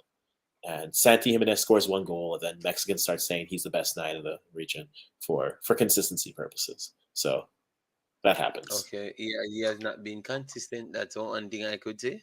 He has been terrible with those big goals, misses in front of goals. Oh God. Anyways, for me, still, for me, I think this game will not turn out like what Tito says. Mexico is going to give Costa Rica one hell of a beating. You understand? You're gonna JD, beat the brakes of Costa Rica. I'm telling people, JD, what did Costa Rica do to you? Did they steal no, anything from you, nothing, JD? Do they have your passports? Is that what it is? They nothing, drove to the consulate and stopped your Jamaican passports, or nothing, like, nothing. But I think they're gonna beat the brakes off of Costa Rica because I think it's a knockout game, and Costa Rica will want to come out and play because Costa Rica believe that they are a big team, just the same, and they are in a what you call it, um, uh, they're trying to recycle play. Not recycle is not the right word, but they're trying to fit in some more new players. I think the yeah, intensity that Mexico going, people, if you watch the Qatar game, the scratch out the one goal that Qatar score. A 15 Qatar should be picking up in that game if it wasn't for Jimenez and his Yeah, can't score ability. You understand me? there Yes. was Uh, there was around it's can't I score think it was ability. around 17 or 20 something shots from Mexico that game. 25 shots Yeah, and like I think it to was one. six on target or To like one. No, when they put six on target, the six on target exclude the blocks as well. So yeah. it's around The, around 13 shots realistically on target. that And game, they hit the post to make yeah, 14 shots yeah. because There was a lot. Alvarez hit the post as well. Mexico were just completely unlucky that match. That defense that Qatar played sort of worked. It worked to some extent, but they really relied on their keeper that match. But I think I see what JD is saying that Mexico could run over Costa Rica, especially with when you look at the group stage matches. Those matches were not close that Mexico played. They were Yeah, not. Mexico completely blew everyone out the water. Even Haiti, who had some chances to score, that match was not close whatsoever. And yeah. All with, of their matches, they dominated the ball, dominated the with shots, dominated the goals. Your goalkeeper have to have a 10-star performance for you to win the Costa, games. Costa Rica are going to come out here and they're going to try and play and win. They're not going to sit back and defend, and that is what's going to ruin it for them. It's going to be hell Yeah, for them, especially the way that Alvarado's been playing this Gold Cup. You got to give it to that guy. All right, so for me, I am having a 4-1 win for Mexico. 4-1 win. I I think it honestly, I might be. still see it 3-1. I still see it around 3-1. Could be more. JD. What you said, Africans? What did I do wrong now? No, I was gonna say, Jade. I was gonna say, JD, you're betting money as if Mexico has stolen money from you. They've blocked your passports. Every time you wanted just cheap rice, they bought it all, I'm just and then going. you I'm said, just going with my four. I'm going with my 4-1. I'm going with my four, and I'm not moving. 4-1. Mexico winning that one. 4-1. Yes. So let we move on. Let we move on. JD, Mexico is not scoring 4 goals. Wow. Okay. All right. Yeah, All right. All right. it depends. It's I agree with when that, it JD. I think happens. Santi Jimenez When, will miss when it 4 goals. happens. Yes, but Antuna will create some good opportunities, and I think Chavez will score finally. Chavez will finally score. He will score. He will score in this game. Look, Africans. the thing is, Jimenez is, which what I will say is something that people don't agree with me. Some people attack me if I say it, but I honestly think Santi Jimenez is overrated. He's overrated. The reason I say this is because people look at him. Oh, look what he's doing at Feyenoord. One thing I agree, he played great in your Europa League, but when you look at the Eredivisie, he played for a team that just swooped through the Eredivisie. There were players playing for worse teams that were playing better than him. Like Jimenez scored like what 15 goals that season, this past season, and then there you see guys like there's guys like Pepe who played for a team that got relegated who also finished with 15 goals.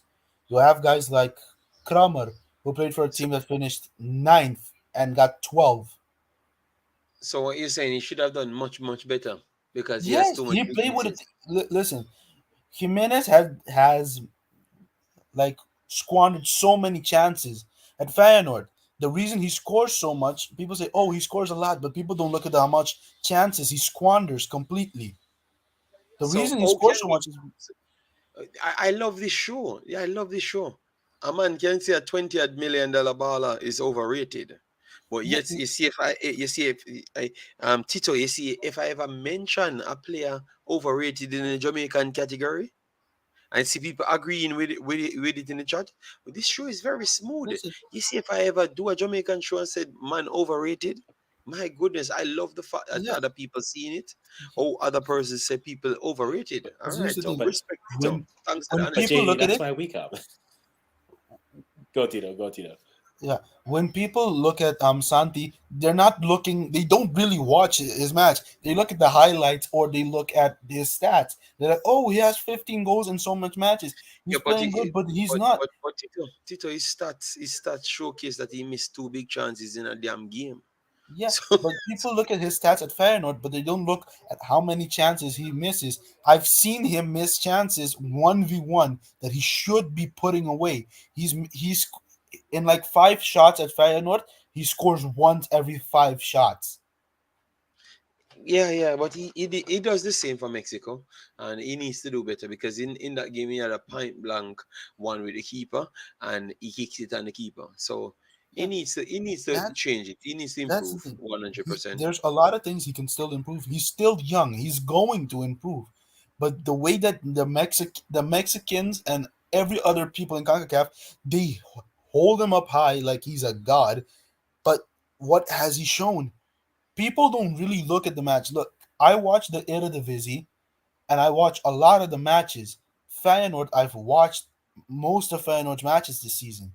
And what I've seen is that Santi would get a chance to score, squander it, and then someone will set him up again continuously and continuously. He'll miss 3 chances and score the very next one.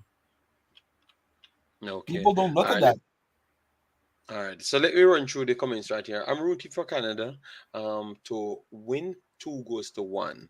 The next the match is the match 15 hours away from you. Okay, wow. Yes.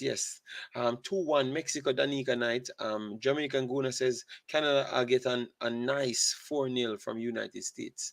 My chance says Mexico I just blowout. want to make sure, All right, JD, so that they're saying. I want to make sure that they're saying U.S., not us. Because I don't yes. mind taking it from there, but like, But let's not jump on Canada that. not playing Jamaica, so you know it's US they are talking about. Warren Webster said 4-2. All right, Seth says Costa Rica will win. Um, Memo Achora, and they have zero creativity in midfield. And Santi is the most overrated player in Concacaf. They have zero creativity in midfield. You Then let's realize that act like Mexico created. Chavez doesn't exist. You realize that Mexico actually created the most chances from almost all of the thirds in the entire competition. So why is We it how why is it to American eats Mexico's like that? listen. They just The thing is, yeah? I can understand the rivalry, but sometimes on certain things you have to put the rivalry away and actually give someone credit for what they do. Listen, the U.S. they had Saint Kitts in Trinidad, Mexico, Honduras, Qatar, Haiti, and Mexico has created the most chances out of everyone. All right, Everyone. let me give you the stats here, because this is the stats. So they have played. Let me make sure I put it to 2023 CONCACAF Gold Cup. All right, so this is Gold Cup. They don't play 7 matches. I don't know why they added so much matches inside it. Maybe it's the entire group. I'm trying to get Mexico alone so they could give me the Mexico games. All right, trying to get it to make it let you see. 3 matches. So they played 3 matches, scored 7 goals, conceded 2, and made 4 assists. All right. Goals per game 2.3, and goals from inside the box 5 out of 52. All right, so that's the chances, and goals from outside the box 1 out of 22. Left-footed goals. Let me move on from that. Big chances created. Big chances per match is 4.7. That's one of the highest in the entire tournament in terms of big chances. Big chances missed per tournament per game is 3.3, which is actually one of the highest in the tournament as well. All right. Total shots per game 24.7 against that group. They are coming from the group of death. Shots on target per game 7.3. They have the highest. Shots of target per game, they have the highest as well. Shots blocked, they have the highest. Successful dribbles, they have one of the highest as well. Hit the woodwork, they have 2 as well. And they have possession, they have dominated possession. The passing per game successful, they are up there as well. In both halves, they are up there as well. So I don't know what to tell you, but they have been a very good team this tournament. All right, they have pretty much dominated this tournament set. So I don't know what lie can I tell you. Yes, they have dominated. JD, they created those chances against 80, Honduras and Qatar. But set 80, Honduras and Qatar. You think that if Honduras, 80, and Qatar in Jamaica group are no, take out Jamaica out of the group and put Hold 80, on. Honduras and Qatar in USA group. You think USA just walk away with it just like Mexico? I would have to see it before I say it. All We'll right, see. because I think we're just jump because United States struggled for at least 35 minutes against Jamaica. I think at 80 would have done the same thing And with the here's the thing: physicality. the U.S. struggled against not only Jamaica, but again, when you looked at St. Kitts showed holes in the U.S.'s defense. They were just lucky that St. Kitts couldn't do anything with what they were doing. Same with Jamaica. St. Kitts showed several holes in the Jamaican defense. Jamaica were just lucky that St. Kitts couldn't do anything with those chances. So I think we need to respect the group that they were in. They went in at the toughest group in the entire competition, and they have topped almost every single stats. Listen, So we have to give them respect. We have Jamaica stats here. Let me try and put it up for you. All right. Let me see. All right. So 3 games, 10 goals scored, 2 conceded, 7 assists. 3.3 goals per game, but that's not the one that we want. So for Jamaica, goals from inside the box, 8 of 23. You see the difference? It was 52 for Mexico, and from outside the box 1 of 14. That's the amount of shots. You see the big difference between it. All right, it's a big difference. All right, big chance is 4.3, and big chance is miss per game 2.3, and total shots per game 12.3 for Jamaica. All right, you see the difference, and Jamaica actually scored more goals than Mexico. So Jamaica pretty much being more clinical than Mexico. But it also goes to show what they're doing with even tougher teams. So we need to give them their credit set. That's all we're saying. I can't give them that much credit, but I see what you're saying. Yeah, man. I think we can't just disrespect them like that. I think they have played the better football against better teams. If Jamaica had these three teams, I am telling you, every single match Jamaica play. If Jamaica had 80, Honduras and Qatar, every single Listen, match in that group is a I'm dog gonna say fight. this. Is a If dog fight. I'm gonna say this, Mexico are doing this with a coach that came in last second as an interim, so they have no experience under this coach. Now, could you imagine if after this tournament the Mexican Federation decides to hire Jaime Lozano and these players get to gel under him? What are they gonna do? We'll Agreed, find agreed. out. So for me, as I said, 4-1, 4-1, Costa Rica getting a hell of a beating. All right, yes. So we finish it off with Jamaica now. So Jamaica versus Yes. Guatemala. That's the one that we're gonna do now. Jamaica versus Guatemala. And guys, every week we're gonna be coming back. So just make sure you bookmark this channel as one of your main channels to watch, because we will be here. And I love these conversation as well. You definitely realize that I'm very much Mhm. happy, and a lot of you guys subscribes today. So massive, massive respect for that. All right. Yes, the game that everyone in it, I'm sorry, 90% of the chat is here to talk about. Um, well, Um, let's make this more fun, JD. How does Jamaica lose this game, and then how does Jamaica win this game? Right? Let's have a discussion that way versus what your score prediction. Let's be earnest about this. How does Jamaica win, or how does Jamaica lose? And inversely, how does Guatemala win, and how does Guatemala lose? All right. The good thing about it, we have a lot of stats, can go through a lot of things. Let me try and pull it up right here. So Jamaica, I'm trying to get the both of them here. I I will say this as you're pulling up the stats, JD. The one thing that I think that on paper we all know what we see. Okay, we see the names, we see those things. The thing, though, if you've watched both teams, is that the pace that Jamaica plays at, i.e., trying to be a little bit more deliberate, passing, moving the ball, Guatemala is fine playing at that pace. What Guatemala doesn't want to do is play an up and down game where they're going back and forth like that.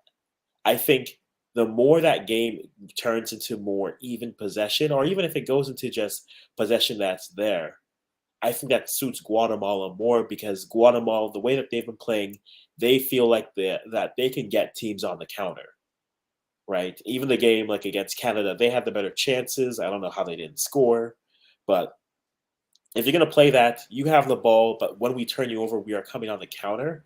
I think that pace of a game, that's something Jamaica has to be careful of. If I think if Jamaica wants to win this game, how Jamaica wins this game is, yes, the simple things: be clinical, make good passes, don't get beat. But I think they need to tick up the pace of this game. If they play a little bit faster, I think that gets Guatemala a little bit more uncomfortable. And I think in that movement, they can maybe take advantage of it. But if they want to play the game like they've played throughout the tournament, I think that suits Guatemala much more than it will the talent that Jamaica has. Okay, okay, fair enough. Um, according to here, Jamaica is the favorite, 1.65 to 4.5. I thought it would have been 10 and 20, like the other things. They're saying it's much more closer. Yeah. For me, I as I said.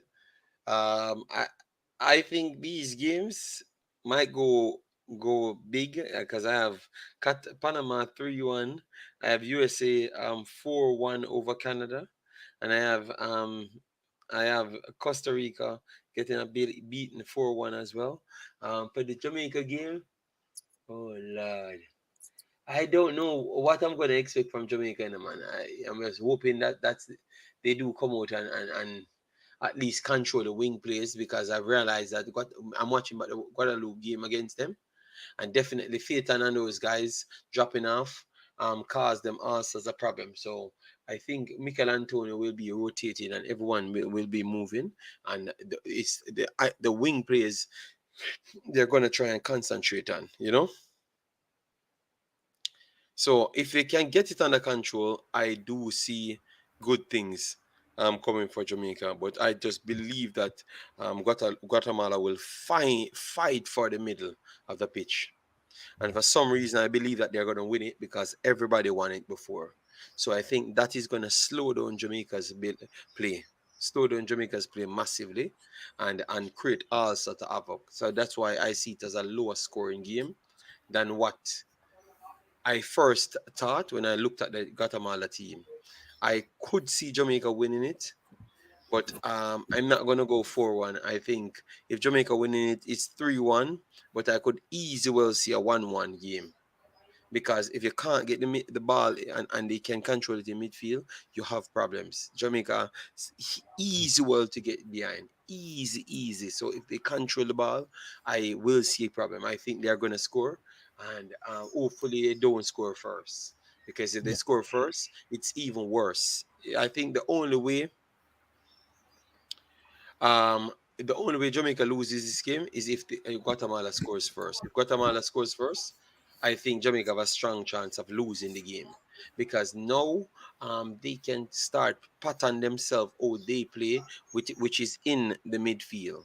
You understand me? And they can invite Jamaica onto them and then exploit that lack of chemistry. So I think if the game goes straight up, Jamaica win it 3-1. But if they Mm. score first, I could see go to penalties and they win it as well. I can see them winning it as well. But I think naturally I'm gonna bet on Jamaica 3-1. Okay. Okay. Um, for me, honestly, on paper, Jamaica shouldn't have a problem, but but it's the thing. It's on paper, but when you look at Jamaica, Jamaica's biggest weakness is their midfield. Their midfield keeps getting outplayed several times, even against weaker opponents. The weaker opponents tend to sometimes even outplay Jamaica's midfield a couple of times during some matches. I think one of the biggest things that's going to come for Jamaica is, will that defense hold up? The Saint Kitts showed problems with the Jamaican defense and showed some big We, holes we, in we, it. we never we never Damien Low in it as well. So maybe Damien Low coming back would add something to it as well. Yeah, yeah. Damian Lowe is going to be pivotal in the defense. One other thing that might ruin Jamaica is if Leon Bailey misses a shot that he should be scoring, he's going to do too much to try and redeem himself again. Even when he's not redeeming himself, he holds the ball for too long, which allows But two, three players to come onto him, and he always tries to beat them. He doesn't keep it simple. He doesn't pass it easily. He just tries to like do everything on his own. He tries to be Jamaica's star man. That's a Well, big problem. he's not even the When best you I'm player on this team. like I, look at I'm Gray. loving I'm loving that you guys saying that, because you see that's what they kill me in Jamaica for, me saying the same thing that you Look, guys actually turn the TV on and saw. look at Gray. Yes. Damari Gray has been Jamaica's best player. You want to know why? He doesn't do too much. If he sees, hey, I'm not gonna get past these players, he passes the ball. He doesn't hold on to it for too long. He plays smart. He moves smart. Bailey, on the other hand, Bailey, you find him all over the pitch. Bailey is not standing here so some player can find him on the pass. No, if he's not on the wing, he's in the midfield or he's at the striker role. And when Bailey Yeah. gets I the think that ball, might be a problem ultimately. A lot of Sorry, times Tito, I keep see going. Haiti. He gets the ball. I see someone, they're open, and I'm like, why isn't he passing it there? That player's open right there. Pass it, pass it. He doesn't do it. He keeps running, keeps So, running. so Yeah. is that a winger or a wing forward playing in a central role problem? Because naturally, because he's a winger and he always want to go down the flank. Usually, Is it that because they change his role in this team? It seems to have the problem because at Aston Villa he saw the same thing, him trying to overdo it, but because he's a natural winger. So I'm just asking a question: if it's because he's a natural winger, why he tried to keep onto the ball here's too long? here's the thing. The thing No. is that I will say is that will be a problem. As Bailey, I can't see him as a person that you can just play wherever in a forward or that advanced place. Yeah. Bailey has to be played as a winger. That's the only position he knows how to play, and specifically that right wing. You put him on the left, you don't know what you're going to expect for him. You put him as a striker, it's going to limit what he can do. You put him at a 10, he's not a 10. He can't play there as well. You really have to just put him on that right wing and let him do something, but not overcomplicate it. But it gets to this problem. Even when if he plays in his natural position, he still has a tendency to hold the ball for too long and try to do everything on his own. Okay, okay, okay. He feels All right. So Tito to people, jump in on um, this. go Sorry, ahead, sorry, JD, but Francis, go ahead. like it's he's best suited on his natural side where he plays at club and let him do that. But it's also I think with Bailey, there's a realization that he has to find. He has to come to that point, which is, yes, you may be the biggest name in Jamaica for this team, but you're not the best player on this team, right? And that's what I said earlier. Like this team, the quality on this team, the ball should be moving constantly. It shouldn't stop to see you try to create something on your own. There's no need for that. You need a cam, and I think Hobson has to figure out what the best position for him, which I still think is that right wing. But I think with him, this team should reach heights in this tournament. But like we said earlier, the one time we saw them under adversity and pressure, we saw it revert back to what it was, which is give the ball, I'll take the ball and I'll do something. You don't have to do that anymore, right? You don't have Javon East up there. You have Mikel Antonio. It's okay. I always have a Javon East crack out every time here, but like there's enough quality on this squad that the ball shouldn't be stopping. And I think the sooner players know this, because if you see it with Antonio, you see that with Damari, you see that with Daniel Johnson. But when it gets to Bailey, it's let me stop, let me assess, let me pile left, let me pile left, let me give you a fake here, let me make my move. And by that point, look, defense is set. Defense had a cup of tea. They're waiting for you.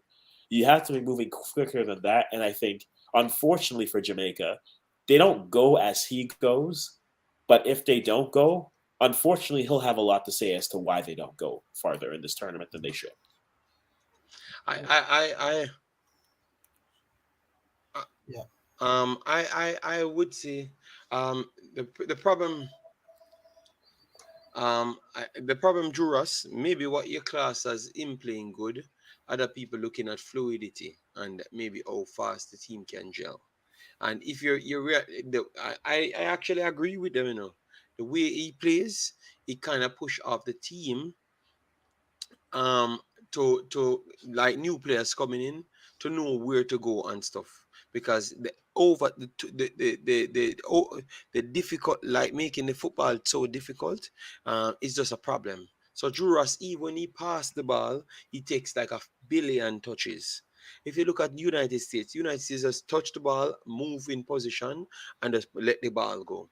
Touch the ball, move in position, let the ball go. Mexico touch the ball, no, he was not fluid. No, no, no, no, no. Juras. I barely see But barely play football and he's fluid. I barely see him play football in his actual career and he's fluid.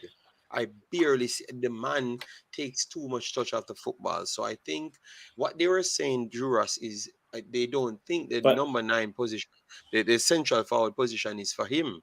He should go over the wing area so he can take as much touches as what he wants. But I've never seen that man play fluid football, like see the passes before he comes and then make the same one touch. I don't see that. I have never seen that. In games, like an entire game, I've never seen that from him. Never ever. Yeah, I saw Damari yeah, Gray touch the ball and pass it instant. 1-2, move the, and go and move. like the one thing I will say is the way that Bailey plays is not a is a way that you want him consistently on the wing. The way that he plays, if he's in the midfield and he does what he does, it can hurt Jamaica and hurt them badly.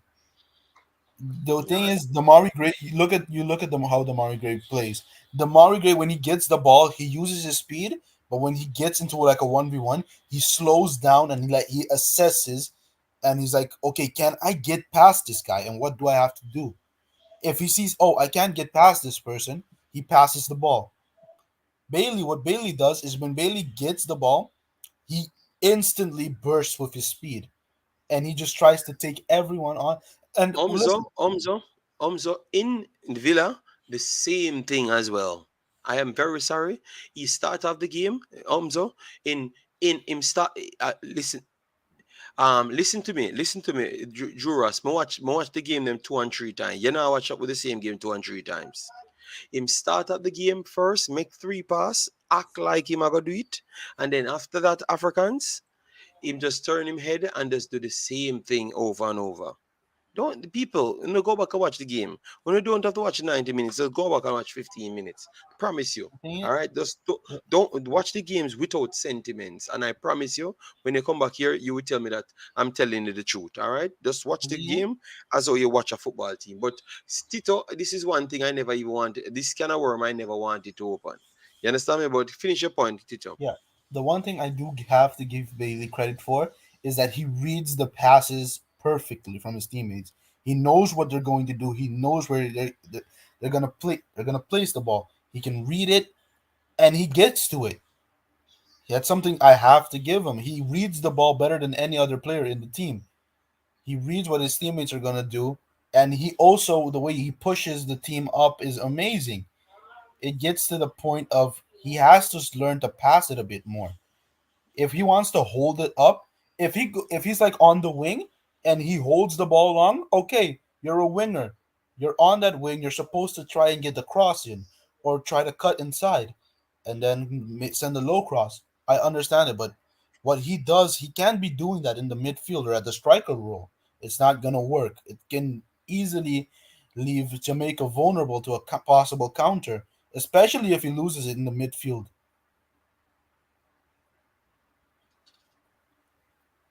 no, it's fair. That's fair. And I think again that this is all in the conversation of what has to go wrong for them to lose, right? So ultimately, like that's what we've seen. The only adversity we've seen them face in this tournament so far is that U.S. game, which is why we keep referring to it. Yes, in games against that, that's why I mean, even if with me, I'm not talking about because of the Cuba game, Canada's going to beat the U.S. No, because it's a win, but you can still see the flaws. And I'm trying to figure out how they win this game and how they also lose this game. And we're having that discussion based off of that. I think his best role is a winger.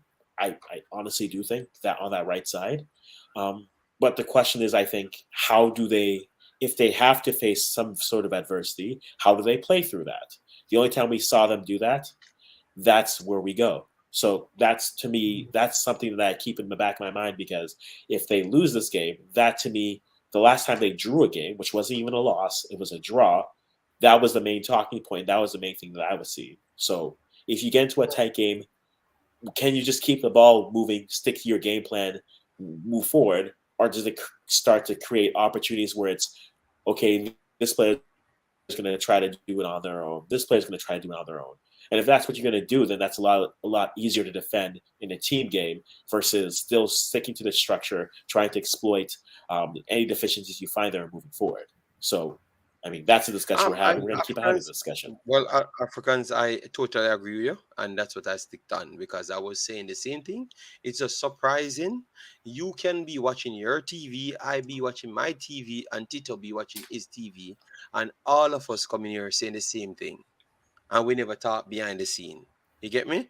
Yeah. Hmm. So I will stick with my point. I just believe that Look, he holds onto the ball too long majority of the time. And in order for Jamaica to play fluid football, most of these forward players have to let go of the ball a little hey, bit faster, you know, control the ball better with the first touch.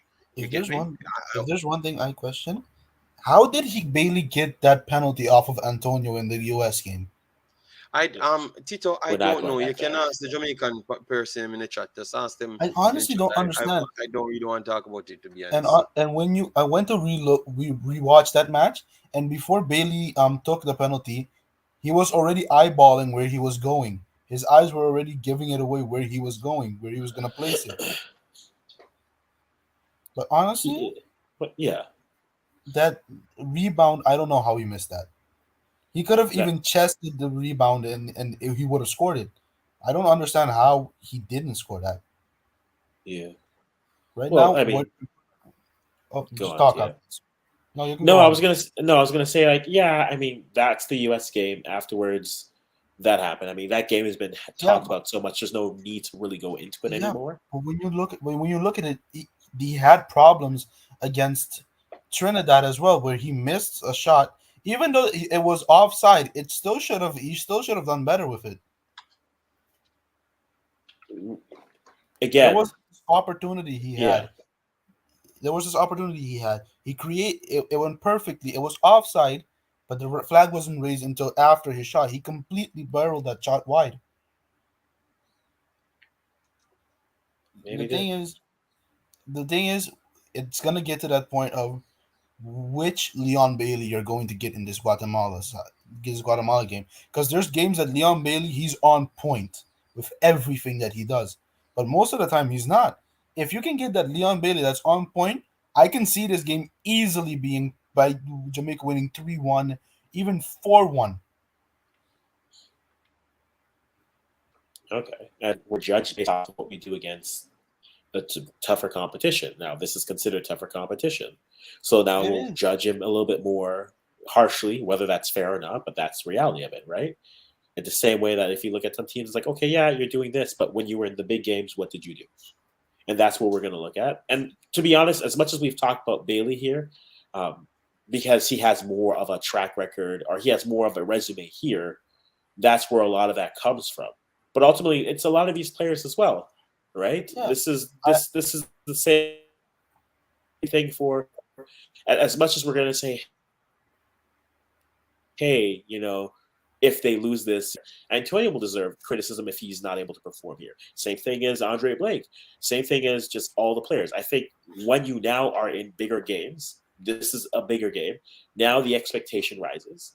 Like we've said, we expect them to win this, but we're having a conversation. How do they win and how do they lose? And I think the one thing that we always go back to that, it's just those opportunities. The other thing I think we haven't talked about as much is what is more of a seed for Jamaica? Is it the midfield or is it the back line? Because if a team can easily, like, whose fault is it that a back line is stepping up? Is it the fact that they have to step up because the midfielders aren't holding up play or disrupting the play? Or is it just that the back line isn't playing as well, right? Yeah. We've seen moments where Jamaica where their midfield has been exposed, and then now that leaves your back line in a compromised position. Now, if that continues to happen, is this another conversation of, okay, we're just talking about the back line is that's just this and that's what's going to happen?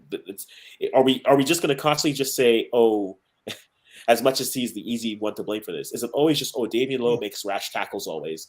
Or are we just going to say, you know what, as we've said, the midfield hasn't been producing or hasn't been performing. I think if they don't win this game, as much as people want to look and say, hey, the people who didn't score goals, that midfield, to me, I'm looking at you, Lapita Deer. I'm looking at you, Joel. I'm looking at you, Kevin Lambert. I'm looking at those two. Look, because they need to perform for me. what I'm going to say is I'm not going to say anything bad on Kevin Lambert. He's impressed me this tournament, even against the U.S.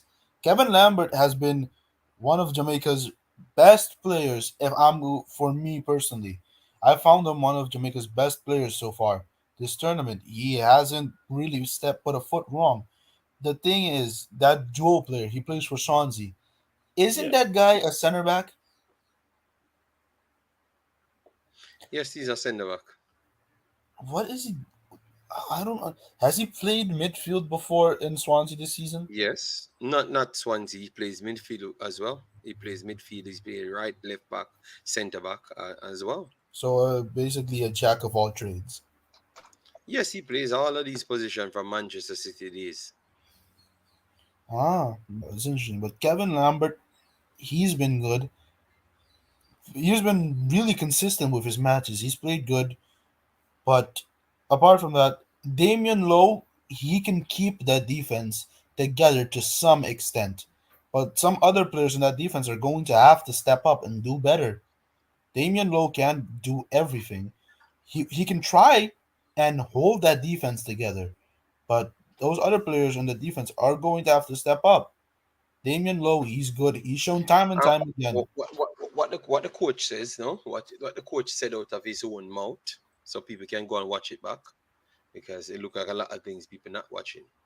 Um, what the coach says, they have to give up something to get something, and what they're giving up at this point, they are giving up the three in midfield to get more wing players going forward. Hmm.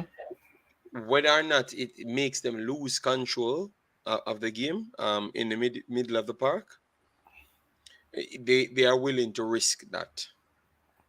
But they think that they can outscore everyone.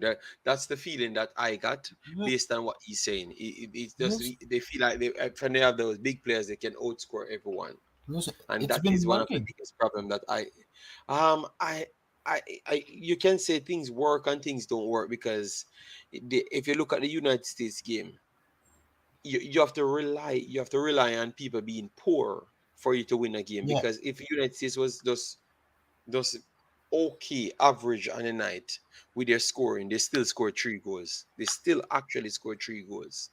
You understand me? Out of maybe 5 chances.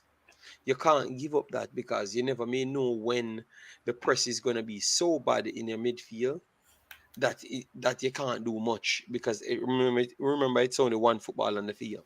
Yeah. So if yeah. they are controlling the press inside the midfield and control the ball inside the midfield and then pressing it better up front, you're gonna be in problems, and then no, you're gonna either force unnecessary change.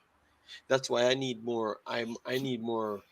I need more. I need more options from the coach. I Yeah. need to see him change up things to shut down the next team. I haven't really seen that as yet, and that's the only thing I'm waiting on.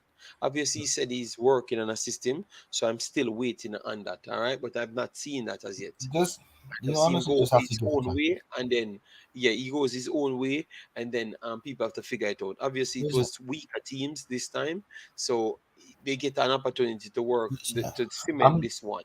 I'm gonna say it like it is. Just people just have to give this coach time. This is the same coach that got Iceland to the quarterfinals or was it semifinals of the Euros back in 2016. He got that same Iceland to the World Cup. You just gotta give the coach time. He knows what he's doing. He sees No, but what's Tito, but you just asked me what is wrong in the midfield, and I told you what is wrong in the yeah. midfield and what he said. There's a So lot of problems with the midfield. it's not people can't say me for patient. It's a coach said that, and I'm just saying I am waiting to see Here's something different. here's the thing. Because I don't like we have to lose If the midfield in every game. like look, the midfield, yeah, he gave up a midfield three. He now has two players in that midfield, but it's to some extent it is working. It didn't really work against the U.S., but it's worked in other games. It's worked against Mexico, even though it was a pretty poor Mexico side. Mexico were poor under Coca, but Yeah, it's worked. You can say It, it it, worked against you said Trinidad and Tobago and St. it Kitts, but worked against that's not really saying Mexico. anything. Okay. It working against Trinidad and St. Kitts doesn't say anything. You're really just gonna have to see what happens. Jamaica, I'm not sure who Jamaica can recruit to play in that midfield because when you look at it, No, no, Jamaica's midfield they that's don't. horrendous. So they don't need to recruit anybody else to play in the midfield. They just need to put on Daniel Johnson in the midfield. Why hasn't he And started? That's my question. because he wants to play this. He wants to play this type of football. And that's why you have two defensive central inside the middle. This is what he always wanted. He started with Ravel Morrison and Daniel Johnson first, and it never worked out clearly because they're attacking midfielders, but they could hold the ball up and progress the ball. But that never worked because they're not going to give you the same tackling and stuff. But now you have Latibodier and Kevin Lambert. They can pass and they can tackle. So it Yeah, saves us, but it doesn't really saves us when you have people can penetrate us. You said we play it worked against Mexico, brother. Um, one of the worst me ever see Jamaican midfield play in a Mexico game. Let, yeah. let me make sure put it up and just to show you. It never Listen, worked against no Mexico, bro. It never worked. Most the, of these that's the thing. games, it's luck. Anytime Jamaica comes off the field, under Algrimson in these big games, it's lucked why they come off the games. They come off the games with even remote this and in the same class as the next team when it's a big team that creates. See it here. You said it work. You said it work. You said it work. 6 point. You said it work. 6.4, Daniel Johnson get and Ravel Morrison 6.4. Both of them got substituted. Look, here Mexico created 25 shots, 4 on target, 10 blocks. Jamaica had to have 10 blocks in the game, and obviously they missed even big chances as well with the 10 blocks. All right, they created three big chances and missed one. So 10 blocks Jamaica had to create had to doing the game in order for the game to be even remotely close. So I don't know if it's Yeah, because the game gone a long time why you believe that it worked, but it never worked, bro. honestly, to be fair, yeah, it's a problem that Jamaica has gonna get past. For me, I couldn't really assess the game much because for me it was late, and after like the first 20 minutes, I fell asleep during that match. So I can't really assess that game much. I was tired at the, but from there's things just I'm if the coach sees that this is the approach that's going to work, give him that time. If it works, it works. If it doesn't, we'll have to see. Nations League is going to be the test to see if that formation is going to hold up. Because let me see, Nations League, you have Suriname, Honduras, and a couple of other good teams in there. I don't remember the full group. I barely even remember Cursaw's group. But we're gonna have to see how that one works. If it doesn't work in Nations League, something has to change. Why I said I will wait because he said he was trying to use a system that everyone can adapt to fast, and It's then true. over time he will bring in something different, Yeah, like his main system. well, So that's why I said I'm not really paying it it's any true. mind, but to say it's working, I just think that this game, he had look. I'm gonna show you live on it. He came back and admitted it to say that the United States game and the Mexico game, um, he thinks that it was deserving of a draw. Yeah, obviously, from your coach says that that he's saying that he was not the better team in that game, and they were pretty much lucky to come off that field with actually a draw because that's what you. But you don't want to deflate a team when you're talking basically. You Yeah. get me? But both of these games, man, the midfield don't hold up. So the two challenges that we got, we feel very bad. Yeah, but I understand that he wants to make something that the players can adapt to fast, which is understandable. Which is what you have to do with international football. You don't get a lot of time to work with the players, so you're just gonna have to do what if some things will change at some point. I'm not sure if he will return to a three. But even with a three in the midfield, Jamaica's midfield struggles a lot, even with three. Yeah. The thing is, and I have a question. Since you brought it up, what happened to Ravel Morrison? I don't know. I don't know. I don't know, Tito. Tito, they said he needs to find a club or something like that before he can come and play. Is it? You know, Isn't he with DC United? he's there. That's what they said. He's there, but he's not on their actual roster. So that's why. It looks like Africans had some problems. Yeah. We're gonna finish it right here, people. We're not gonna hold it up because we had only 2 hours. Never wanted to keep Tito too long. But Tito, if you have questions, you just continue asking, and we will just chop it up. But I never wanted to pass the 2 hours. Yeah. I really don't have any questions. We did what we had to do today.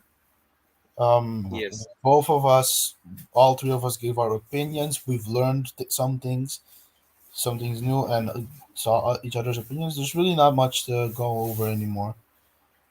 Okay, okay. So people, we have come to the end. 2 hours, long time. We are here. We chop up a lot of things.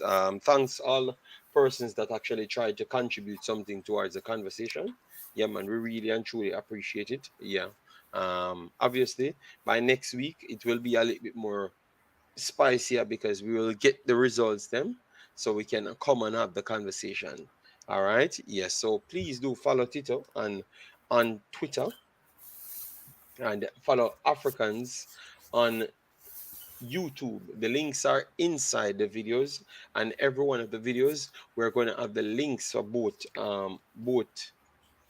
persons. And obviously we had a few more members that we wanted to come and do the show, but obviously they were a little bit busy today, but we will work on that for the next series, so we'll have more people coming to give their take as to how they saw the game. All right, yeah, man, so no problem. Smash the like button, share, and definitely subscribe. See you in the next one. Peace out. All right.